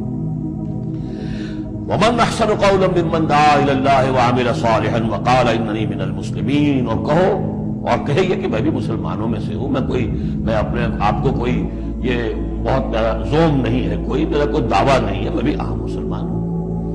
وَلَا تَسْتَوِي الْحَسَنَةُ وَلَا السَّيِّئَةُ ادْفَعْ بِالَّتِي هِيَ أَحْسَنُ فَإِذَا الَّذِي بَيْنَكَ وَبَيْنَهُ عَدَاوَةٌ، تو تم دیکھو گے کہ وہی شخص جس کے تمہارے درمیان آج دشمنی ہے، كَأَنَّهُ وَلِيٌّ حَمِيمٌ، ایسے ہو جائے گا جیسے تمہارا پشت بنا ہے، مددگار ہے، حمایتی ہے، بہت گرم جوش۔ انسان آخر انسان ہوتا ہے، کوئی شخص آپ کی برائی کے اوپر کمر باندھے ہوئے اور آپ اس کی بھلائی کے لیے کوشش ہو، ایک وقت آئے گا کہ وہ ہتھیار پھینک دے گا۔ اور جب ان پر زیادتی کی جاتی ہے تو اس کا مقابلہ کرتے ہیں۔ یہ بھی اہل ایمان کی بہترین صفات میں سے ہے، وہ ظالموں اور جباروں کے لیے نرم چارہ نہیں ہوتے، ان کی نرم خوئی اور عفو درگزر کی عادت کمزوری کی بنا پر نہیں ہوتی، انہیں بھکشوؤں اور راہبوں کی طرح مسکین بن کر رہنا نہیں سکھایا گیا ہے۔ ان کی شرافت کا تقاضا یہ ہے کہ جب غالب ہوں تو مغلوب کے قصور معاف کر دیں، اور جب قادر ہوں تو بدلہ لینے سے درگزر کریں، اور جب کسی زیردست یا کمزور آدمی سے کوئی خطا سرزد ہو جائے تو اس سے چشم پوشی کر جائیں، لیکن جب کوئی طاقتور اپنی طاقت کے ضام میں ان پر دست درازی کرے تو ڈٹ کر کھڑے ہو جائیں اور اس کے دانت کھٹے کر دیں۔ مومن کبھی ظالم سے نہیں دبتا اور متکبر کے آگے نہیں جھکتا۔ اس قسم کے لوگوں کے لیے وہ لوہے کا چنا ہوتا ہے جسے چبانے کی کوشش کرنے والا اپنا ہی جبڑا توڑ لیتا ہے۔ والذین اذا اصابهم البغی هم ینتصرون، یہ وہ چیز ہے جس کے لیے میں نے نوٹ کرایا تھا کہ ایک ہے دعوت دین کا مرحلہ، اس دعوت کے مرحلے میں تو صورت وہ بتائی گئی کہ ادفع باللتی ہی احسن، اگر کوئی تمہیں گالی دے تم دعا دو، کوئی تمہیں پتھر مارے تم پھول پیش کرو، لیکن اقامت دین کی جد و جہد اس کے اندر آگے چل کر معاملہ آتا ہے۔ جیسے قتال کا مرحلہ آ گیا تو وہاں تو فرمایا قاتلوا فی سبیل اللہ الذین یقاتلونکم اخرجوہم من حیث اخرجوکم، نکالو انہیں وہاں سے جہاں سے انہوں نے تمہیں نکالا ہے۔ یہاں آ کر معاملہ کیا ہے؟ والذین اذا اصابہم البغی ہم ینتصرون، اور وہ لوگ کہ جن پر اگر کوئی زیادتی کی جاتی ہے تو وہ بدلہ لیتے ہیں۔ یعنی یہاں پر اب تو اس کو اصل میں جد و جہد جو ہے حضور صلی اللہ علیہ وسلم کی، اس کے بھی اگر آپ دو مراحل سمجھیں گے تو ایک جو مکی دور میں وہ تھا، وہ دعوت کا مرحلہ تھا، ابھی اس میں اقدام کوئی نہیں کیا گیا، لیکن جب اقامت دین کے لیے اقدام شروع ہو جائے گا، آگے بڑھ کر باطل کو چیلنج کریں گے، تو اب وہ بات نہیں چل سکتی کہ معاف کر دیا کریں۔ وہاں تو بلکہ یہ ہے کہ جو غزوہ بدر میں جو اسیر ہوئے تھے ان کو بھی اگر فدیہ لے کر چھوڑ دیا گیا تو اللہ تعالیٰ کی طرف سے اس پر بھی اظہار ناپسندیدگی ہو گیا، بلکہ حضرت عمر کی رائے کی جو ہے گویا کہ تائید کی وہی نے کہ ان کو تو سب کو قتل کیا جانا چاہیے تھا، اور وہ ہمارے اندر جو ان کے رشتہ دار ہیں قریبی وہ اپنے ہاتھ سے ختم کرتے، اس لیے کہ یہ فدیہ دے کر چلے جائیں گے، ظاہر بات ہے کہ اگلے سال وہی لوگ اکثر و بیشتر آ گئے کہ نہیں آ گئے، وہ چڑھائی کر کے آ گئے احد کے اندر۔ تو اس لیے وہاں پر آ کر جب اقامت دین کا مرحلہ جو ہے اقدام کے مرحلے میں وہ جد و جہد آتی ہے تو اس میں ہے والذین اذا اصابہم البغی ہم ینتصرون، یہ گویا کہ ان دونوں مراحل کا آپس کا فرق اور تفاوت ہے۔ برائی کا بدلہ ویسی ہی برائی ہے، پھر جو کوئی معاف کر دے اور اصلاح کرے اس کا اجر اللہ کے ذمے ہے، اللہ ظالموں کو پسند نہیں کرتا۔ برائی کا بدلہ، یہاں سے آخر پیراگراف تک کی پوری عبارت آیت ما سبق کی تشریح کے طور پر ہے۔ برائی ہے، یہ پہلا اصولی قاعدہ ہے جسے بدلہ لینے میں ملحوظ رکھنا ضروری ہے۔ بدلے کی جائز حد یہ ہے کہ جتنی برائی کسی کے ساتھ کی گئی ہو اتنی ہی برائی وہ اس کے ساتھ کر لے، اس سے زیادہ برائی کرنے کا وہ حق نہیں رکھتا۔ اجر اللہ کے ذمے ہے۔ یہ دوسرا قاعدہ ہے، اس کا مطلب یہ ہے کہ زیادتی کرنے والے سے بدلہ لے لینا اگرچہ جائز ہے، لیکن جہاں معاف کر دینا اصلاح کا موجب ہو سکتا ہو وہاں اصلاح کی خاطر بدلہ لینے کے بجائے معاف کر دینا زیادہ بہتر ہے۔ اور چونکہ یہ معافی انسان اپنے نفس پر جبر کر کے دیتا ہے، اس لیے اللہ تعالیٰ فرماتا ہے کہ اس کا اجر ہمارے ذمے ہے، کیونکہ تم نے بگڑے ہوئے لوگوں کی اصلاح کی خاطر یہ کڑوا گھونٹ پیا ہے۔ اللہ ظالموں کو پسند نہیں کرتا۔ اس تنبیہ میں بدلہ لینے کے متعلق ایک تیسرے قاعدے کی طرف اشارہ کیا گیا ہے، اور وہ یہ ہے کہ کسی شخص کو دوسرے کے ظلم کا انتقام لیتے لیتے خود ظالم نہیں بن جانا چاہیے۔ ایک برائی کے بدلے میں اس سے بڑھ کر برائی کر گزرنا جائز نہیں ہے۔ مثلا اگر کوئی شخص کسی کو ایک تھپڑ مارے تو وہ اسے ایک ہی تھپڑ مار سکتا ہے، لاکھ گھونسوں کی اس پر بارش نہیں کر سکتا۔ اسی طرح گناہ کا بدلہ گناہ کی صورت میں لینا درست نہیں ہے۔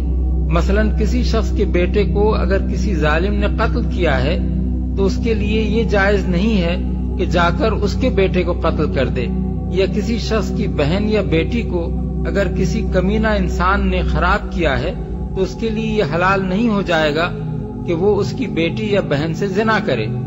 وَلَمَنْ صَبَرَ وَغَفَرَ إِنَّ ذَلِكَ لَمِنْ عَزْمِ الْأُمُورِ، ہاں یہ ایسی کیفیت ہو سکتی ہے، کوئی شخص صبر کرے اور معاف کر دے تو یہ بہت بڑے اونچے اور بڑی ہمت کے کاموں میں سے ہے، لیکن یہ دیکھ کر سچویشن کے مطابق ہوگا۔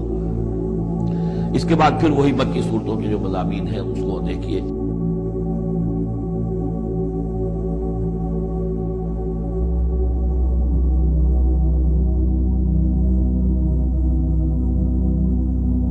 ایک مرتبہ دیکھو سکھایا کس طرح غصے کو دبانے کا طریقہ سکھایا رسول کریم صلی اللہ علیہ وسلم کہ ایک مرتبہ ایک صحابی تھے، ان کا ایک غلام تھا، اس نے کوئی غلطی کی تھی تو اس کو مارنا شروع کر دیا۔ رسول کریم صلی اللہ علیہ وسلم نے دیکھا تو آپ نے فرمایا للہ اقدر علیک، ذرا یہ سوچ لو کہ جتنا تمہیں اس کے اوپر قدرت حاصل ہے اس غلام پر کہ اس کو مار سکتے ہو، اس کو ڈانٹ سکتے ہو، اس کو برا بھلا کہہ سکتے ہو، جتنی تمہیں اس کی قدرت حاصل ہے اللہ تبارک و تعالیٰ کو تم پر اس سے زیادہ قدرت حاصل ہے۔ کیا مانا؟ کہ دن رات تم اللہ تعالیٰ کے حکموں کے خلاف کرتے رہتے ہو، صبح سے شام تک اللہ تعالیٰ کا حق ادا کرتے ہو؟ نہیں کرتے۔ لیکن وہ دیکھو بردباری کے ساتھ اللہ تبارک و تعالیٰ تمہاری غلطیوں کو درگزر کرتا رہتا ہے، معاف کرتا رہتا ہے۔ جو چھوٹی موٹی غلطیاں ہوتی ہیں تو وہ اگر نماز کو آ گئے گناہ معاف ہو گئے، ہاتھ وضو صحیح طریقے سے کر لیا گناہ معاف کر دیا اللہ تعالیٰ نے۔ تو اللہ تبارک و تعالیٰ اگر تم سے اپنی قدرت کے مطابق تمہاری برائیوں کا انتقام لینا چاہے تمہارا کیا حال ہوگا؟ تو اگر تم اللہ تعالیٰ سے چاہتے ہو کہ وہ تم سے درگزر کرے اور تمہاری برائیوں کو معاف کر دے تو پھر انسانوں کی برائیوں کو تم معاف کر دو۔ یہ عفو و درگزر یہ نبی کریم سرور عالم صلی اللہ علیہ وسلم کی خاص صفت تھی۔ آپ نے سنا ہوگا ضرور واقعہ کہ آپ ایک مرتبہ کہیں سفر کے دوران ایک درخت کے نیچے سو رہے تھے، اتنے میں جب آنکھ کھلی تو دیکھا ایک کافر ہاتھ میں تلوار لیے کھڑا ہے اور یہ کہہ رہا ہے کہ محمد آج تمہیں مجھ سے کون بچائے گا؟ اس وقت رسول کریم صلی اللہ علیہ وسلم کے ہاتھ میں ہتھیار نہیں تھا، اس کے ہاتھ میں ہتھیار ہے، تلوار ہے، اور کہا کہ آج تمہیں میرے ہاتھ سے کون بچائے گا؟ رسول کریم صلی اللہ علیہ وسلم نے اطمینان کے ساتھ جواب دیا میرا اللہ بچائے گا۔ اطمینان کے ساتھ، جس اطمینان کے ساتھ آپ نے جواب دیا اس کا اثر یہ ہوا کہ اس کے اوپر تھرتھری تاری ہو گئی، کب کبھی تاری ہو گئی، اور ہاتھ سے تلوار گر پڑی اس کب کبھی کی حالت میں۔ اب آپ نے اٹھا لی وہ تلوار اور فرمایا کہ اب تمہیں میرے وار سے کون بچائے گا؟ بس وہ گھگیانے لگا کہ اب تو تلوار آپ کے ہاتھ میں ہے اور میں نہتا ہوں، میرے پاس کوئی تلوار یا ڈھال اس کے مقابلے میں نہیں ہے۔ تو رسول کریم صلی اللہ علیہ وسلم فرمایا بتاؤ میں تمہارے ساتھ کیا معاملہ کروں؟ کہا آپ کے ہاتھ میں تلوار ہے، آپ چاہیں تو جیسے میں نے آپ کے اوپر کھینچی تھی آپ بھی کھینچ لیں اور مجھے مار دیں۔ آپ نے فرمایا نہیں، میں تمہیں معاف کرتا ہوں۔ تلوار اس کو دے دی اور معاف کر دی۔ اب جو شخص جان لینے کے لیے آیا اور اس کا بدلہ آپ نے کس طرح دیا کہ یہ معاف کرتا ہوں۔ معافی اور عفو درگزر یہ نبی کریم سرور عالم صلی اللہ علیہ وسلم کا خاص وصف تھا، اور صحابہ کرام کے اندر یہ اللہ تبارک و تعالیٰ نے یہ وصف پیدا کر دیا تھا۔ رسول کریم صلی اللہ علیہ وسلم نے رچا بسا دیا تھا صحابہ کرام کو۔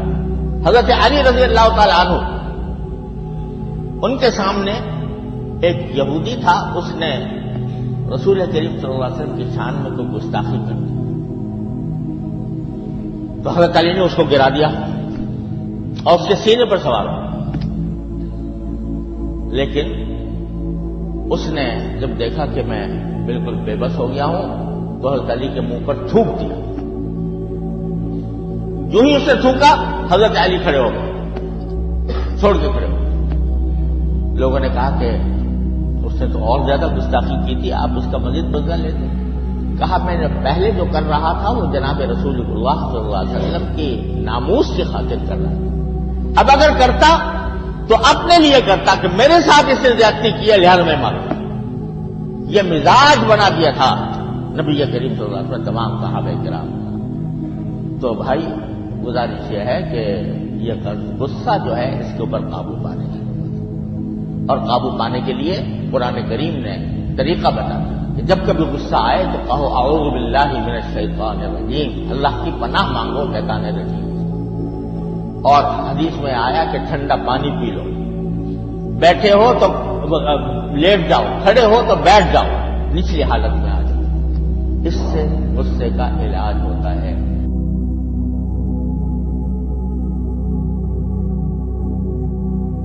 یہ پڑھدیا اے صحابی دے قصے کئی چیزاں ایسا آن گیا جہے سمجھو اج دے خطبے حضرت زینب کے واقعہ دے نال بڑا ربط ہے.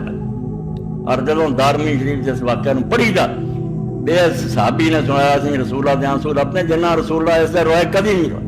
اور لوگوں نے آخیا اس صحابی نو بے تو رسول اللہ نو بہت وقت کیوں اینا غمگین کیتا. حضور نے آخیا کوئی نہ روکو، انہوں نے آخیا پھر گل سنا، پھر سنائی رسول اللہ دی داڑھی مبارک آنسو نال تر ہوندی. حضور روندے گئے کی نہ اس بندے کا، یعنی رسول کریم علیہ السلام دے صدقے انی دنیا زندہ ہوگی. انہوں نے کہن پوچھنا سی قیس بن عاصم کون ہے، کی لگتے سی ساڈے، مگر رسول اللہ نہ جڑ جان پروں پائی ساڈے وہ دلان دے پیارے بن. اسی انہوں نے تذکرے بھی پڑھتے اور علیحدہ کتاباں اے 5 جلداں جس الغابہ جس ایک تو میں ہن پڑھ رہا چوتھی جلد. قیس بن عاصم نہ کی ہے، قیس سردار اپنے قبیلے کا عاصم دا بیٹا قیس بن عاصم. جب میں آیا رسول کریم علیہ السلام نے ملیا، لما راہ نبی صلی اللہ علیہ وسلم قال ھذا سید اہل الوبر. رسول کریم نے دیکھنے آکھیا خیمیاں جن لوگ آباد ہیں، باقی شہراں واسطے خیمیاں رہن والے جن خانہ بدوش لوگ یہ سردار ہے. یہو جہا بندہ اج تک کوئی نہیں آیا. یہ قیس بن عاصم سردار ہے سارے والا والے خیمیاں رہن والے لوگوں. وہ قبیلے کا ایک آدمی حنف ابن قیس تو نہیں گیا. انہوں لوگوں نے پوچھا ممن علمت الحلم کہ حلم تو کد کو سیکھیا. در گزر جڑی ہے غصے نو پی جانا جذبات نو کنٹرول کر رہے سبق کتوں سیکھے. حنف بھی بڑا سردار اچا آدمی ہے.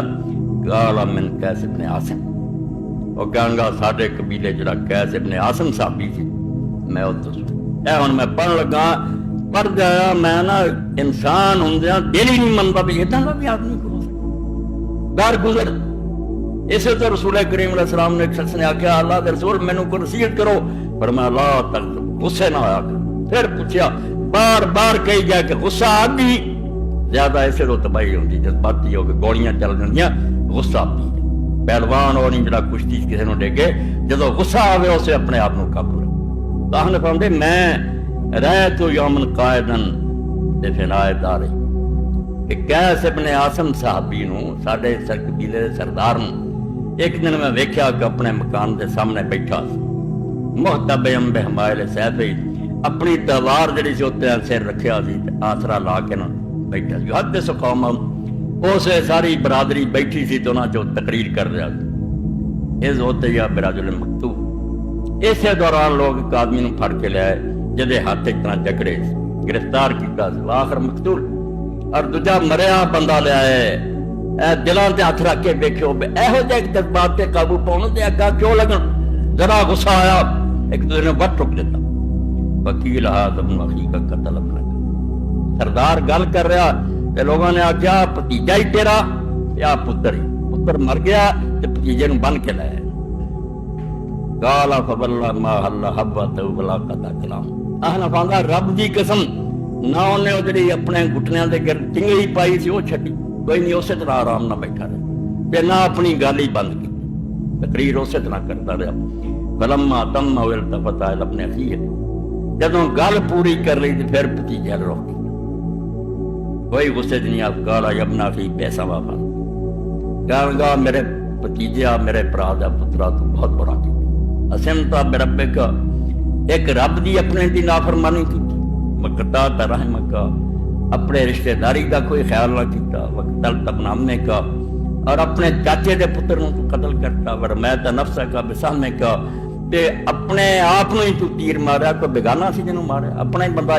وکل التعداد کا اپنے قبیلے کا ایک بندہ جڑا کٹا دیتا اے تو انہوں سمجھو اینا ہی غصہ کیتا انہوں نے پوت اپنا ہی بندہ مارنا اپنے ثم قال لابن له آخر قم یا بنی ابن امک اپنے دوسرے بیٹے نوں جڑا بھرا قتل ہویا سی جو اپنے دجے پتر نال اٹھ پت اپنے چاچے دے بیٹے نوں بہلا کتاب کھول دے دا یہ جڑے بندن بدے نا آزاد کر باواں چھڈ دے دیاں بابارے خاکا تے جا کے بھرا نوں دفن کر دفن کرو بس اوکلا میں کمیا من لبٹیا ابنہا اخیر کرتی ہے بھائی کیسے ابن عاصم نے کہنے لگا 100 اونٹ جا پوتا میرے کھڑے اور ماں نو جا کے دے یہ جڑا خون باہ نا بیٹے دا یہ بھتیجے نے کی دینا ہے نالائق نے غلطی کر لی میرے مال تو جا کے میرے پوتی ماں نو دے دے بہنا غریبا وہی بیچاری نو صدمہ ہویا پلے نو دیت دیتی خون باہ پوت نو آکھا جا کے بیٹے نو اپنے بھرا نو دفن کرو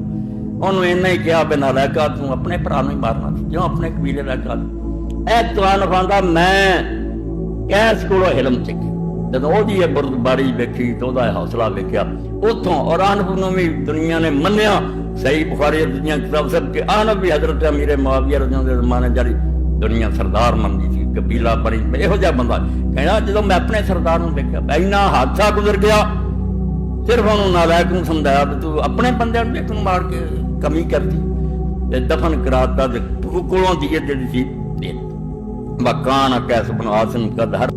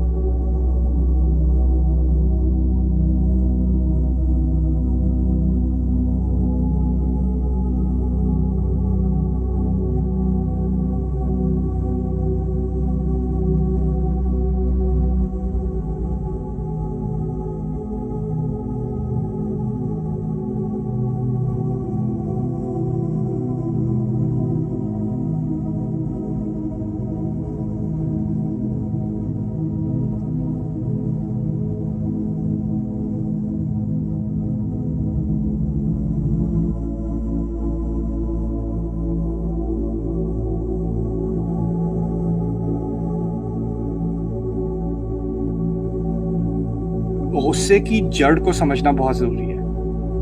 یہ کہنا کافی نہیں ہے کہ غصہ نہ کیا کریں.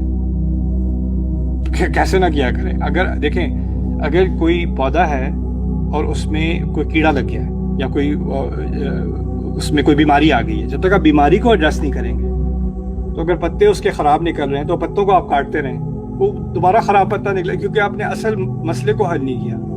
تو ایک طرف تو یہ اللہ تعالیٰ نے کہا ہے کہ اس کو نگلتے ہیں، لیکن ہم میں یہ صلاحیت ہے انسانوں میں کہ ہم سیکھیں کہ یہ غصہ آ کہاں سے رہا ہے، بار بار کیوں آتا ہے، کیسے آتا ہے، اس کی جڑ کیا ہے، اس کی جڑ کو میں کیسے کاٹوں تاکہ بار بار یہ سین نہ بنے، یہ سچویشن نہ بنے میرے لیے نا. اور غصے کی کوئی غصے کے کچھ پہلو ایسے ہیں یا کچھ طرح کا غصہ ایسا ہے جو ایکچولی اچھی چیز ہے. غصہ اللہ تعالیٰ نے انسان کے اندر ڈالا ہے کیونکہ ہمارے نیچرل میکینزمز میں سے اداسی اللہ تعالیٰ نے ہمارے اندر ڈالی ہے، خوشی ڈالی ہے، خوف ڈالا ہے، غصہ ڈالا ہے. دیکھیں اگر کوئی زیادتی ہو رہی ہو اور مجھے غصہ نہ آئے تو یہ تو کوئی خرابی ہے. غصہ آنا تو بلکہ دنیا میں جو انصاف کی تحریکیں ہوتی ہیں یا پولیٹیکل چینجز آتی ہیں بہتری کے لیے یا پروٹیسٹ ہوتے ہیں اسٹوڈنٹس کے رائٹس کے، یا غصے پہ ہی ہوتے ہیں نا. اور کبھی کبھی دنیا میں بہت اچھی تبدیلی صرف غصے کی وجہ سے آتی ہے. تو غصہ بائی اٹ سیلف کو بری چیز نہیں ہے. یہاں تک کہ کچھ مقامات پر تو رسول صلی اللہ علیہ وسلم کو بھی غصہ آیا تھا، ان کو بھی آیا تھا. تو یہ چیز in and of it self اپنے طور پہ ہم یہ نہیں کہہ سکتے کہ غصہ بہت غلط چیز ہے. غلط طرح کا غصہ غلط چیز ہے. غصے کے کئی ڈیمینڈ، ایک تو ہے صحیح طریقے کا غصہ، پھر اور ہے کہ ہر چیز پہ غصہ. یہ چائے یہاں پہ کیوں رکھی ہے، دروازہ پھر کھلا چھوڑ گئے. ہر چھوٹی چھوٹی بات پہ بھڑکنا رائٹ.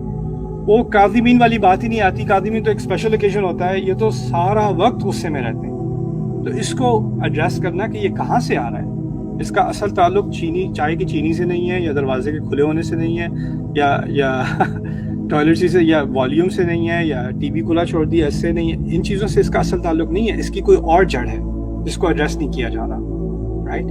फिर और गुस्सा होता है कि कुछ लोग बहुत बहुत खुश और काम और रिलैक्स, लेकिन एकदम से कुछ और ही बन जाते हैं, आप पहचाने ही ना कि ये हुआ क्या है इंसान को, और फिर दोबारा जैसे कुछ भी नहीं हुआ था और फिर एकदम से you know, जैसे अगर ग्राफ हो तो ऐसे ऐसे फिर ऐसे फिर ऐसे फिर ऐसे फिर ऐसे फिर ऐसे, राइट। तो ये भड़क कहाँ से आती है, क्या चीज़ इसको ट्रिगर करती है?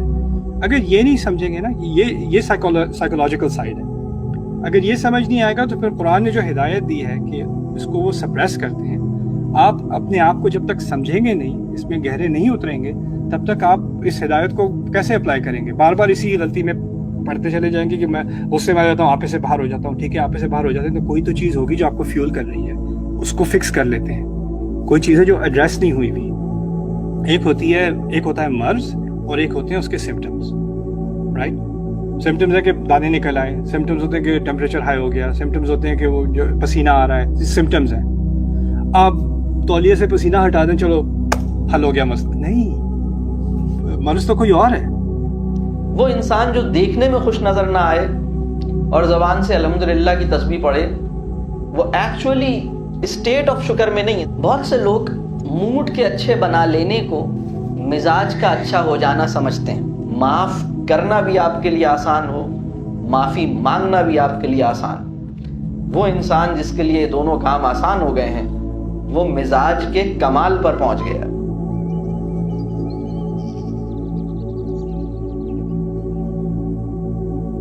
मिजाज पे काम करने की ज़रूरत हमें क्यों महसूस हुई? पहले एक बात कर लेते हैं, मिजाज कहते किसे हैं? मिजाज जो है एक और वर्ड जो करीब मिजाज से करीब तरीन लफ्ज़ उर्दू में और अंग्रेज़ी में भी कुछ लफ्ज़ हैं, क्योंकि ये जब तक टर्म्स वाज़े नहीं होंगी चीज़ें आगे क्लियर नहीं होंगी। इंग्लिश में एक वर्ड यूज़ होता है मूड, एक और वर्ड यूज़ होता है एटीट्यूड, एक और वर्ड यूज़ होता है बिहेवियर।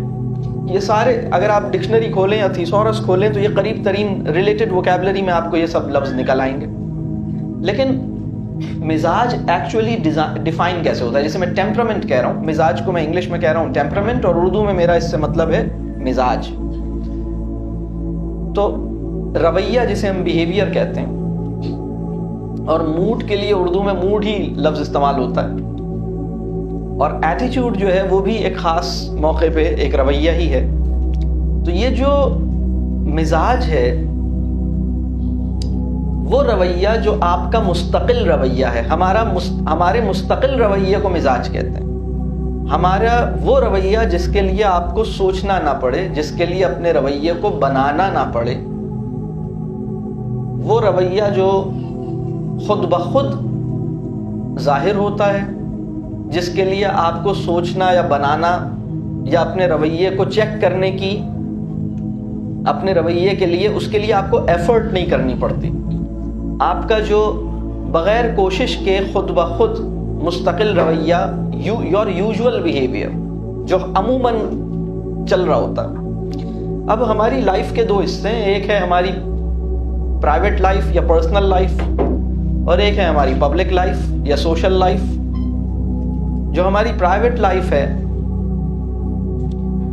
बहुत से लोगों के मिजाज जो हमारी पर्सनल प्राइवेट लाइफ है, घर के अंदर की ज़िंदगी, उसमें उनका टेम्परामेंट किसी और जगह पर है, और जो पब्लिक लाइफ है या सोशल लाइफ है उसमें टेम्परामेंट किसी और जगह पर है। और आम तौर पर जो हमारी बाहर की दुनिया है, जो पब्लिक लाइफ है, उसमें हमारा टेम्परामेंट बड़ा एग्जाम्पलरी है। लेकिन जो घर के बंदे हैं, जिसमें बच्चे और मेड्स और एक और इंसान जिसको रफ़ीक़ हयात कहते हैं और अच्छे अच्छे नामों से जानते हैं, मजाजी खुदा वगैरह भी कहते हैं, पता नहीं क्या क्या कहते हैं, तो इन लोगों के साथ हमारा टेम्परामेंट जो है वो एक्चुअली जो चैलेंज है हमें वहाँ आता है। तो मिजाज पे काम करने की ज़रूरत क्यों पड़ती है? मिजाज पे काम करने की ज़रूरत दो बड़ी वजूहात हैं मिजाज पे काम करने की। तो पहली जो वजह है, और दोनों बड़ी वजूहात हैं, یعنی ایک بڑی وجہ ہے اور دوسری بہت زیادہ بڑی وجہ ہے. مزاج پہ کام کرنے کی بہت ساری وجوہات ہو سکتی ہیں, میں صرف 2 بڑی وجوہات کا ذکر کر رہا ہوں کہ مزاج پہ ہم کیوں کام کریں, ہمیں اپنے مزاج کی فکر کیوں ہونی چاہیے. اس کی 2 بڑی وجوہات ہیں. تو پہلی وجہ جو میں بتاؤں گا وہ بڑی ہے اور دوسری وجہ اور زیادہ بڑی ہے.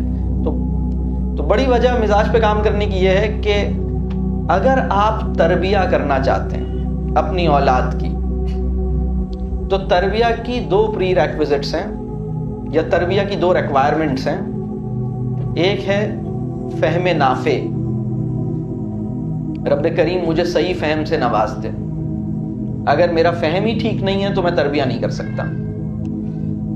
دوسرا, تربیہ, اچھی تربیہ بچوں کی کرنی ہے, اولاد میری صدقہ جاریہ بن جائے. یہ تربیہ کرنے کے لیے جو دوسری ریکوائرمنٹ ہے وہ یہ ہے, اس کا نام ہے مزاج موزوں. اگر کسی پیرنٹ کے اندر یا کسی ٹیچر کے اندر, ٹیچر بھی, یا کسی مدرس کے اندر یا کسی دائی کے اندر, دائی کا ورڈ کتنے لوگ جانتے ہیں, اس ورڈ سے فیملیئر ہیں, دائی, ٹھیک ہے, سبحان اللہ, دائی. تو کسی دائی کے اندر, کسی ٹیچر کے اندر, کسی اسکالر کے اندر, کسی پیرنٹ کے اندر اگر اس کا فہم بہت اچھا ہو, فہم نافع اس کے پاس ہو, بہترین فہم, اس کو واقعی کام کی باتیں سمجھ میں آئی ہوئی ہیں, بہت زیادہ جاننا ضروری نہیں ہے لیکن بہت بنیادی بات کی بہت کلیئرٹی بڑی ضروری ہے, یہ ہے فہم نافع. اور دوسری بات مزاج موزوں. مزاج موزوں کا مطلب یہ ہے کہ وہ انسان جس کے قریب لوگ آنا پسند کریں, وہ انسان جس سے تعلق بنانا لوگوں کو آسان محسوس ہو.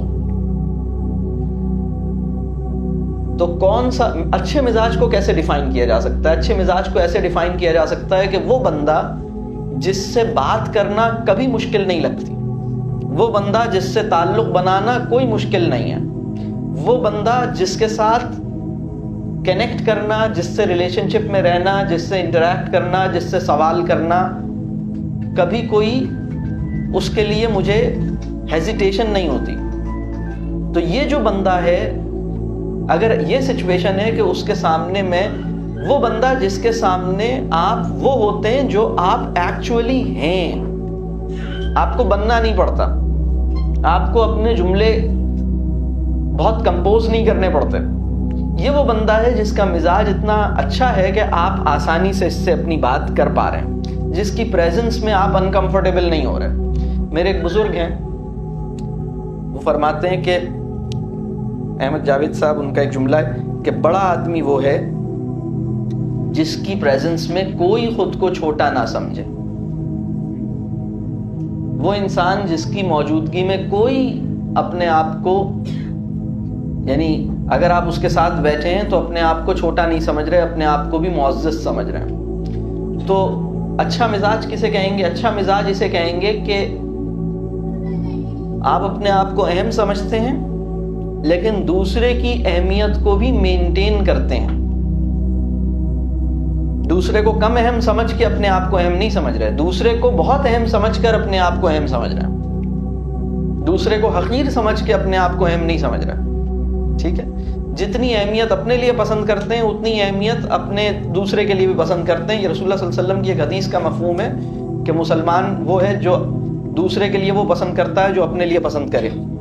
تو جو رسپیکٹ اپنے لیے پسند کر رہا ہے, جو اہمیت اپنے لیے پسند کر رہا ہے, وہی دوسرے کے لیے بھی پسند کر رہا ہے. تو میرے مزاج سے دوسرا جو ہے وہ کمفرٹیبل ہے.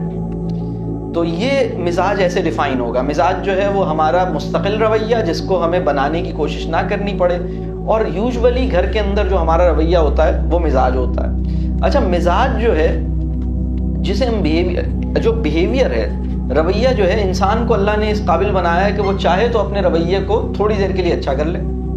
مثال کے طور پر ایک بہت برے مزاج کا آدمی, کیا ہے پاسبل ہے کہ ایک آدمی کا مزاج بہت خراب ہو لیکن وہ 1 گھنٹے تک کسی سے بڑے اچھے رویے سے پیش آئے؟ پاسبل ہے, بالکل پاسبل ہے. اور کوئی ریزن ہو اس کی, کوئی انٹرسٹ ہو اس کا, کوئی مجبوری ہو اس کی, کوئی اس کا پرابلم ہو جس کی وجہ سے اس کو, یا کوئی اسٹریٹجک نیڈ ہو. مزاج تو اچھا نہیں ہے لیکن چونکہ یہ باس ہے تو باس کے سامنے کچھ بول نہیں سکتے, لہٰذا اب خاموشی سے سن رہے ہیں اور باس سے ہاں میں ہاں کر رہے ہیں, اپنے مزاج کا ایک اچھا رویہ ڈیمانسٹریٹ کر رہے ہیں, یا کسی کلائنٹ سے یا کسی کسٹمر سے اچھا رویہ ڈیمانسٹریٹ کر رہے ہیں. تو رویہ اور مزاج میں فرق یہ ہے کہ رویہ جو ہے وہ رویہ جو مستقل ہے, وہ رویہ جس کے لیے آپ سوچ نہیں رہے, وہ رویہ جو خود بخود ہو رہا ہے, وہ رویہ جو آپ کا ڈیفالٹ ہے. آپ کے ڈیفالٹ بیہیویئر کو مزاج کہیں گے, ٹھیک ہے. اور مزاج اچھا کیا ہوتا ہے وہ بھی میں نے ڈیفائن کیا کہ وہ اچھا مزاج کیا ہے. اب ایک اور کانسیپٹ ہے جس کو کلیئر کرنا ضروری ہے, کیونکہ بہت سے لوگ اسے مکس اپ کرتے ہیں, وہ ہے موڈ. موڈ اور مزاج بالکل الگ چیزیں ہیں, یہ ریلیٹڈ ہیں لیکن موڈ ایک کچھ اور چیز ہے اور مزاج کچھ اور چیز ہے. بہت سے لوگ موڈ کے اچھے بنا لینے کو مزاج کا اچھا ہو جانا سمجھتے ہیں. بہت سے لوگ کہتے ہیں سر میں نے اتنا اچھا ان کے ساتھ, میں نے پورا ایک ذہن بنا لیا تھا اور میں پورا دن اتنا اچھا ان کے ساتھ رہی, لیکن پھر بھی جو ہے نا وہ پرابلم ہو گیا. اور میں دیکھتا ہوں کہ ایکچولی انہوں نے موڈ بنایا تھا, ان کا وہ ایک اچھے موڈ میں تھیں. مزاج کا اچھا ہونا اور موڈ کا اچھا ہونا دو الگ چیزیں. موڈ جو ہوتا ہے وہ وقتی ہوتا ہے. جس انسان کا مزاج بہت اچھا ہو جائے گا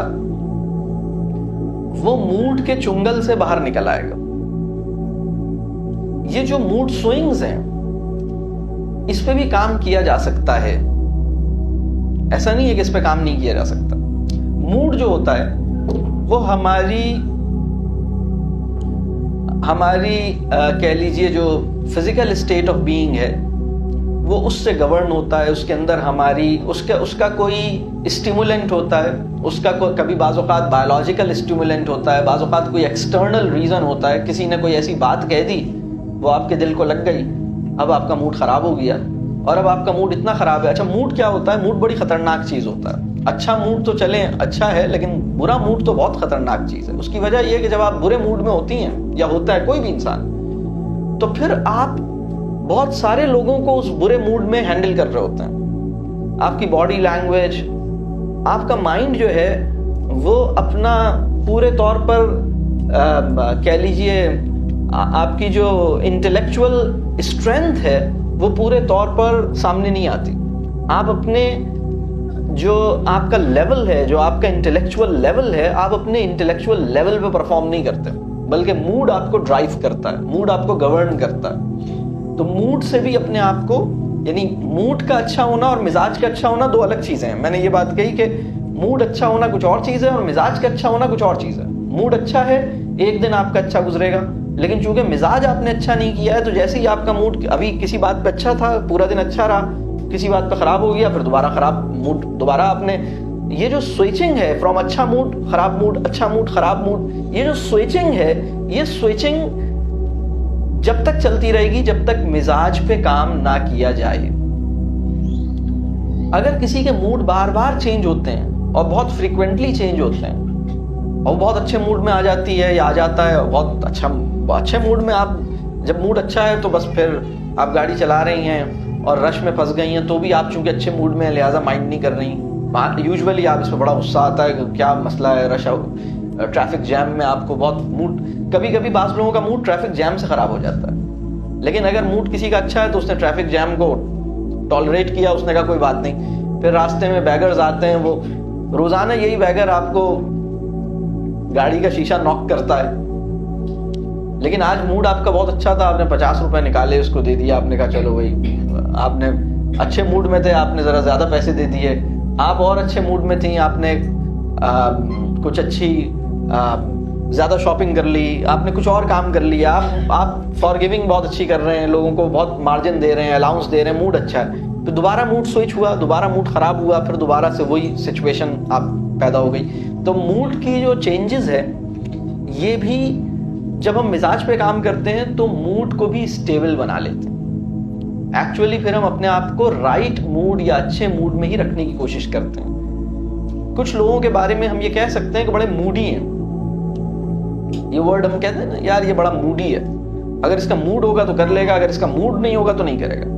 اس کا مطلب یہ ہے کہ ہماری جو ڈیسیشن میکنگ ہے, ہمارے جو رسپانسز ہیں اور ہمارے جو بیہیویئرز ہیں, 3 ورڈ میں نے بولے, ہمارے ڈیسیشن میکنگ, ہمارے رسپانسز, ہمارے بیہیویئرز, یا تو ہماری انٹلیکٹ گورن کرتی ہے,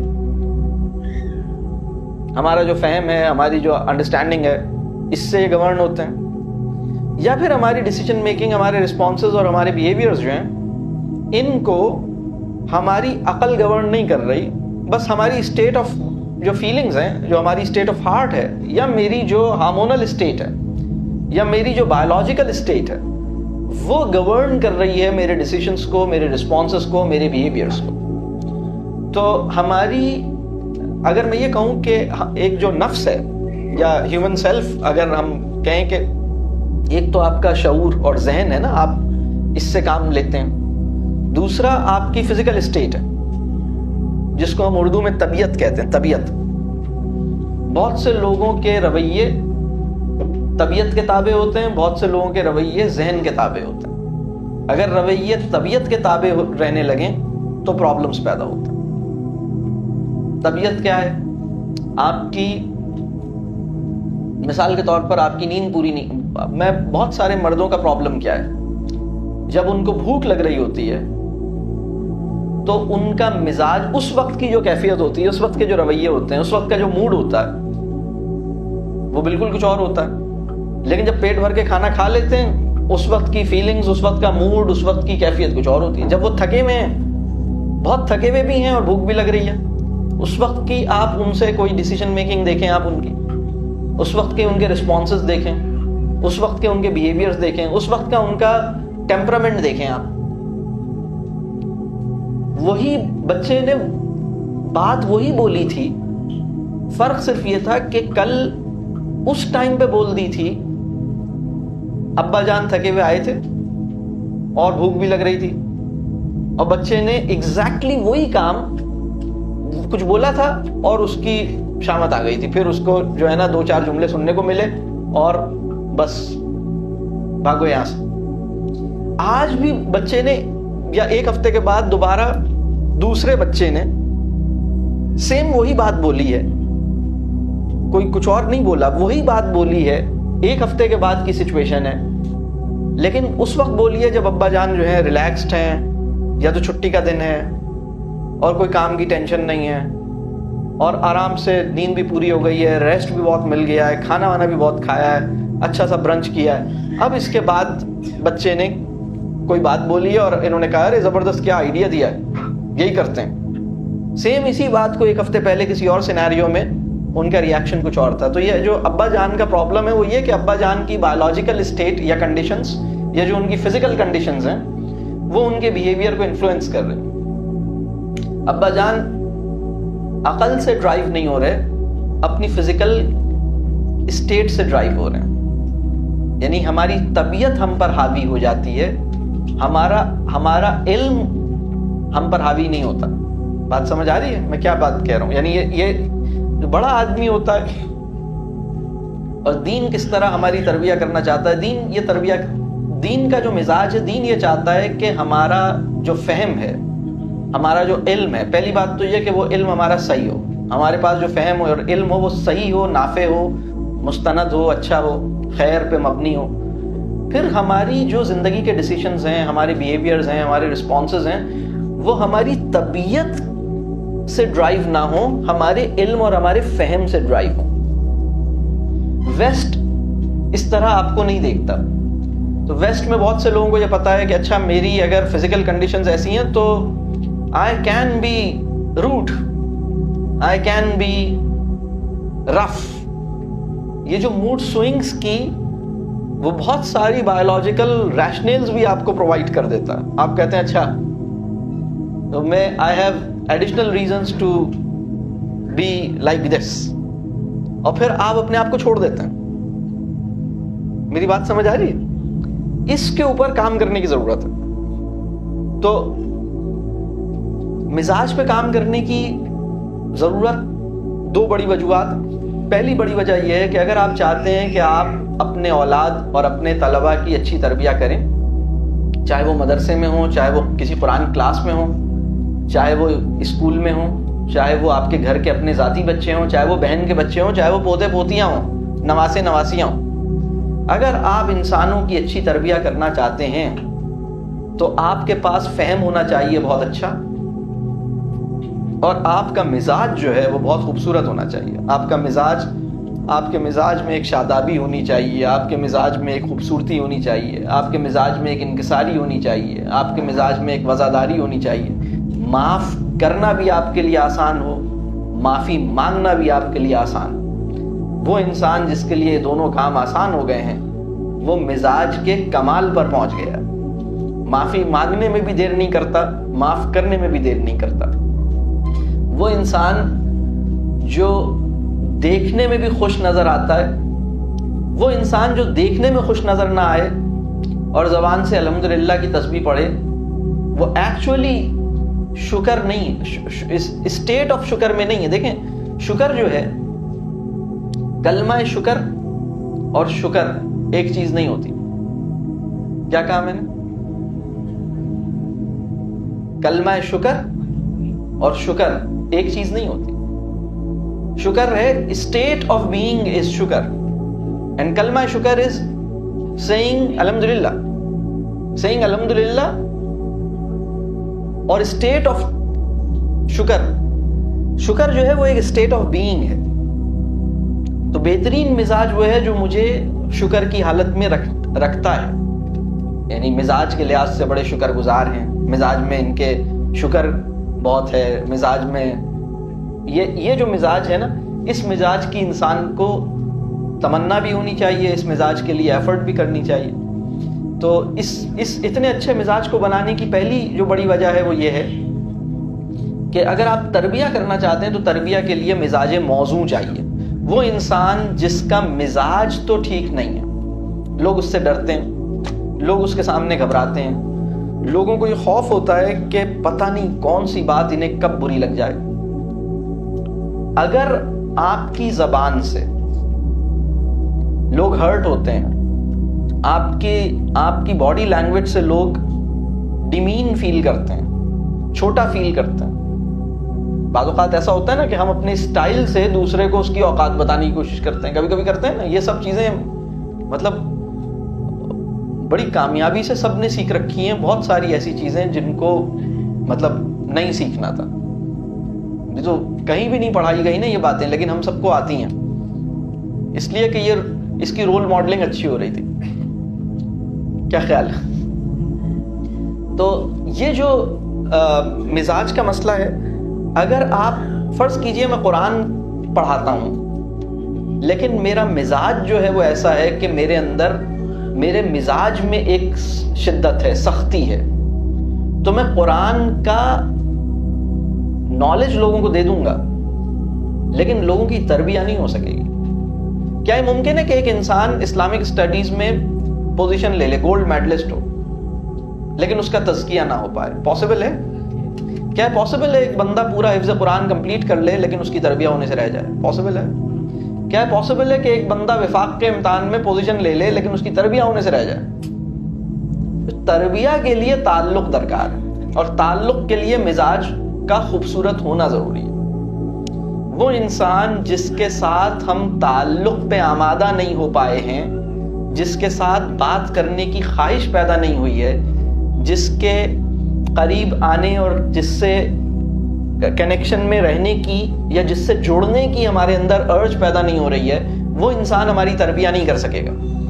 اور یہ کب پیدا ہوتی ہے؟ جب ہم اس سے گھبراتے نہیں ہیں، جب ہماری سیلف ریسپیکٹ وہ مینٹین کرتا ہے، جب وہ مجھے بھری کلاس میں ہیوملیٹ نہیں کرتا، جب وہ کسی چھوٹی سی چیز پر بھی میرا نام لے کے مجھے ہرٹ نہیں کرتا، جب وہ میری خرابی پہ پردہ ڈال دیتا ہے. یہ ہے مزاج کی کوالٹی. تو مزاج، پہلی بات تو یہ کہ اگر تربیہ کا کام کرنا ہے اور آپ مربی بننا چاہتے ہیں، اللہ نے ہر انسان کی ذمہ داری دی ہے کہ وہ اپنا بھی تزکیہ کرے اور آس پاس جو لوگ ہیں ان کی تربیہ کرے، یعنی مربیانہ رول ہر ایک کو دیا ہے، تو اس کے لیے یہ کام کرنا پڑے گا. دوسری جو بڑی وجہ ہے اپنے مزاج کو ٹھیک کرنے کی، جو سب سے بڑی وجہ ہے وہ یہ ہے کہ ایک دن میرا اور آپ کا ایک ایک عمل ہمیں دکھایا جائے گا. ایسا کوئی دن آئے گا جس دن ہماری پوری لائف کی ویڈیو ہمیں دکھائی جائے گی. میں نے اپنی زبان سے کتنے لوگوں کو ہرٹ کیا, میرے مزاج کی وجہ سے کتنے لوگ ڈسٹرب ہوئے, یہ ہوگا یا نہیں ہوگا؟ تو مجھ سے میرے مزاج کی بھی جواب دہی کرنی ہوگی یا نہیں ہوگی؟ میں اپنے مزاج کے لیے بھی اکاؤنٹیبل ہوں نا, آنسریبل ہوں. مجھ سے پوچھا جائے گا کہ تم نے ایسا مزاج کیوں اختیار کیا؟ تو اپنے مزاج کی اصلاح کی فکر کی سب سے بڑی وجہ یہ ہے کہ میرا رب مجھے دیکھتا ہے, میں اپنے مزاج کو ٹھیک کروں. میرا مزاج اگر ٹھیک نہیں ہوگا تو پھر میری جواب دہی مشکل ہوگی, میرے لیے مشکل ہوگا اس دن. میں کیسے جسٹیفائی کروں گا کہ میں نے یہ کیوں کیا؟ ابھی اسی دنیا میں اپنے مزاج کے پرابلمس پہ کو سالو کروں. یہ ہے سب سے بڑی وجہ. اور دوسری بڑی وجہ یہ ہے کہ میں تربیہ کا کام ٹھیک طریقے سے کر سکوں. یہ ہے وہ مزاج کو ٹھیک کرنے کا کانٹیکسٹ. ایک اینگل اور بڑا پرسنل سا ہے. وہ پرسنل یہ ہے کہ جب غصے کی کیفیت ہوتی ہے تو دلچسپ ہے, آپ کو ہنسی بھی آئے گی, مگر یہ واقعہ کریں. آپ کبھی ایک مصنوعی سا غصہ کر لیں, ذرا اس کو انجوائے کریں. ایک مصنوعی غصہ کریں کسی پر, بہت گرمی میں آ جائیں بہت, اور شیشہ بڑا سا سامنے رکھ لیں, سامنے شیشہ رکھ لیں اور اس شیشے میں آپ ایک غصہ کریں, اور غصے کے وقت اپنے چہرے کا حال دیکھیں. آنکھیں کیسے لگتی ہیں, منہ کیسے لگتا ہے, چہرہ کیسے لگتا ہے, آپ کی حالت کیسے لگتی ہے. تو جب آپ غصہ کریں, جو چہرے میں آپ کو اپنی شکل نظر آئے گی نا, سمجھے غصے کے ٹائم ہر کوئی آپ کے یہ شکل آپ کے چہرے کی دیکھ رہا ہے. یہ بالکل پیورلی آپ کا پرسنل میٹر ہے. تو آپ کو خود خیال آ جائے گا کہ میں اتنا بدصورت لگوں گا. عجیب سے کوئی فوٹو بنا لے آپ کی, اس ٹائم پر پکچر بنا لے, کچھ چھپ کے ویڈیو کلپ بنا لے, اور بعد میں جب آپ نارمل ہوں گے آپ کو دکھائے, آپ کو کتنا غصہ آئے گا. بھئی وہ کسی غیر کی تو نہیں بنائی, آپ ہی کی ہے. غصہ کس لیے آتا ہے؟ آپ بھی سب کچھ کر رہے تھے, اس نے کسی اور کی فوٹو لے کے کٹ پیسٹ کر کے نہیں جوڑی آپ کی گردن پر, آپ ہی کا چہرہ ہے. تو جو آپ کو اس وقت ناپسند ہوگا, سمجھ لیں کہ وہ چہرہ اس وقت کر کے آپ کھڑے ہیں جب آپ غصہ کر رہے ہیں.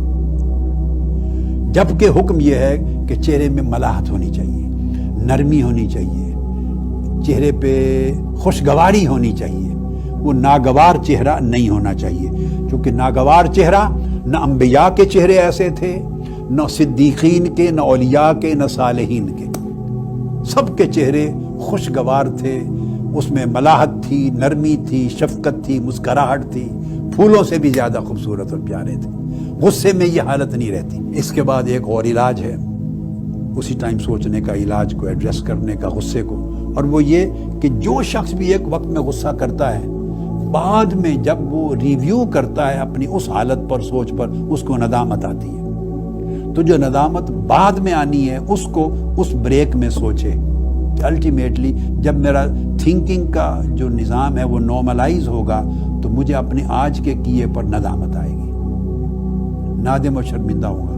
وہ ندامت و شرمندگی جو کل کو آنی ہے, اگر ضمیر زندہ ہے بندے کا اور کچھ اس کے اندر اچھی قدریں ہیں, اخلاق ہے, تو اس سے معذرت بھی کرے گا. تو جو کل کو معذرت بھی کرنی ہے, معافی مانگنی ہے, ندامت آنی ہے, بہتر ہے کہ اس سے اپنے آپ کو اب بچا لیں.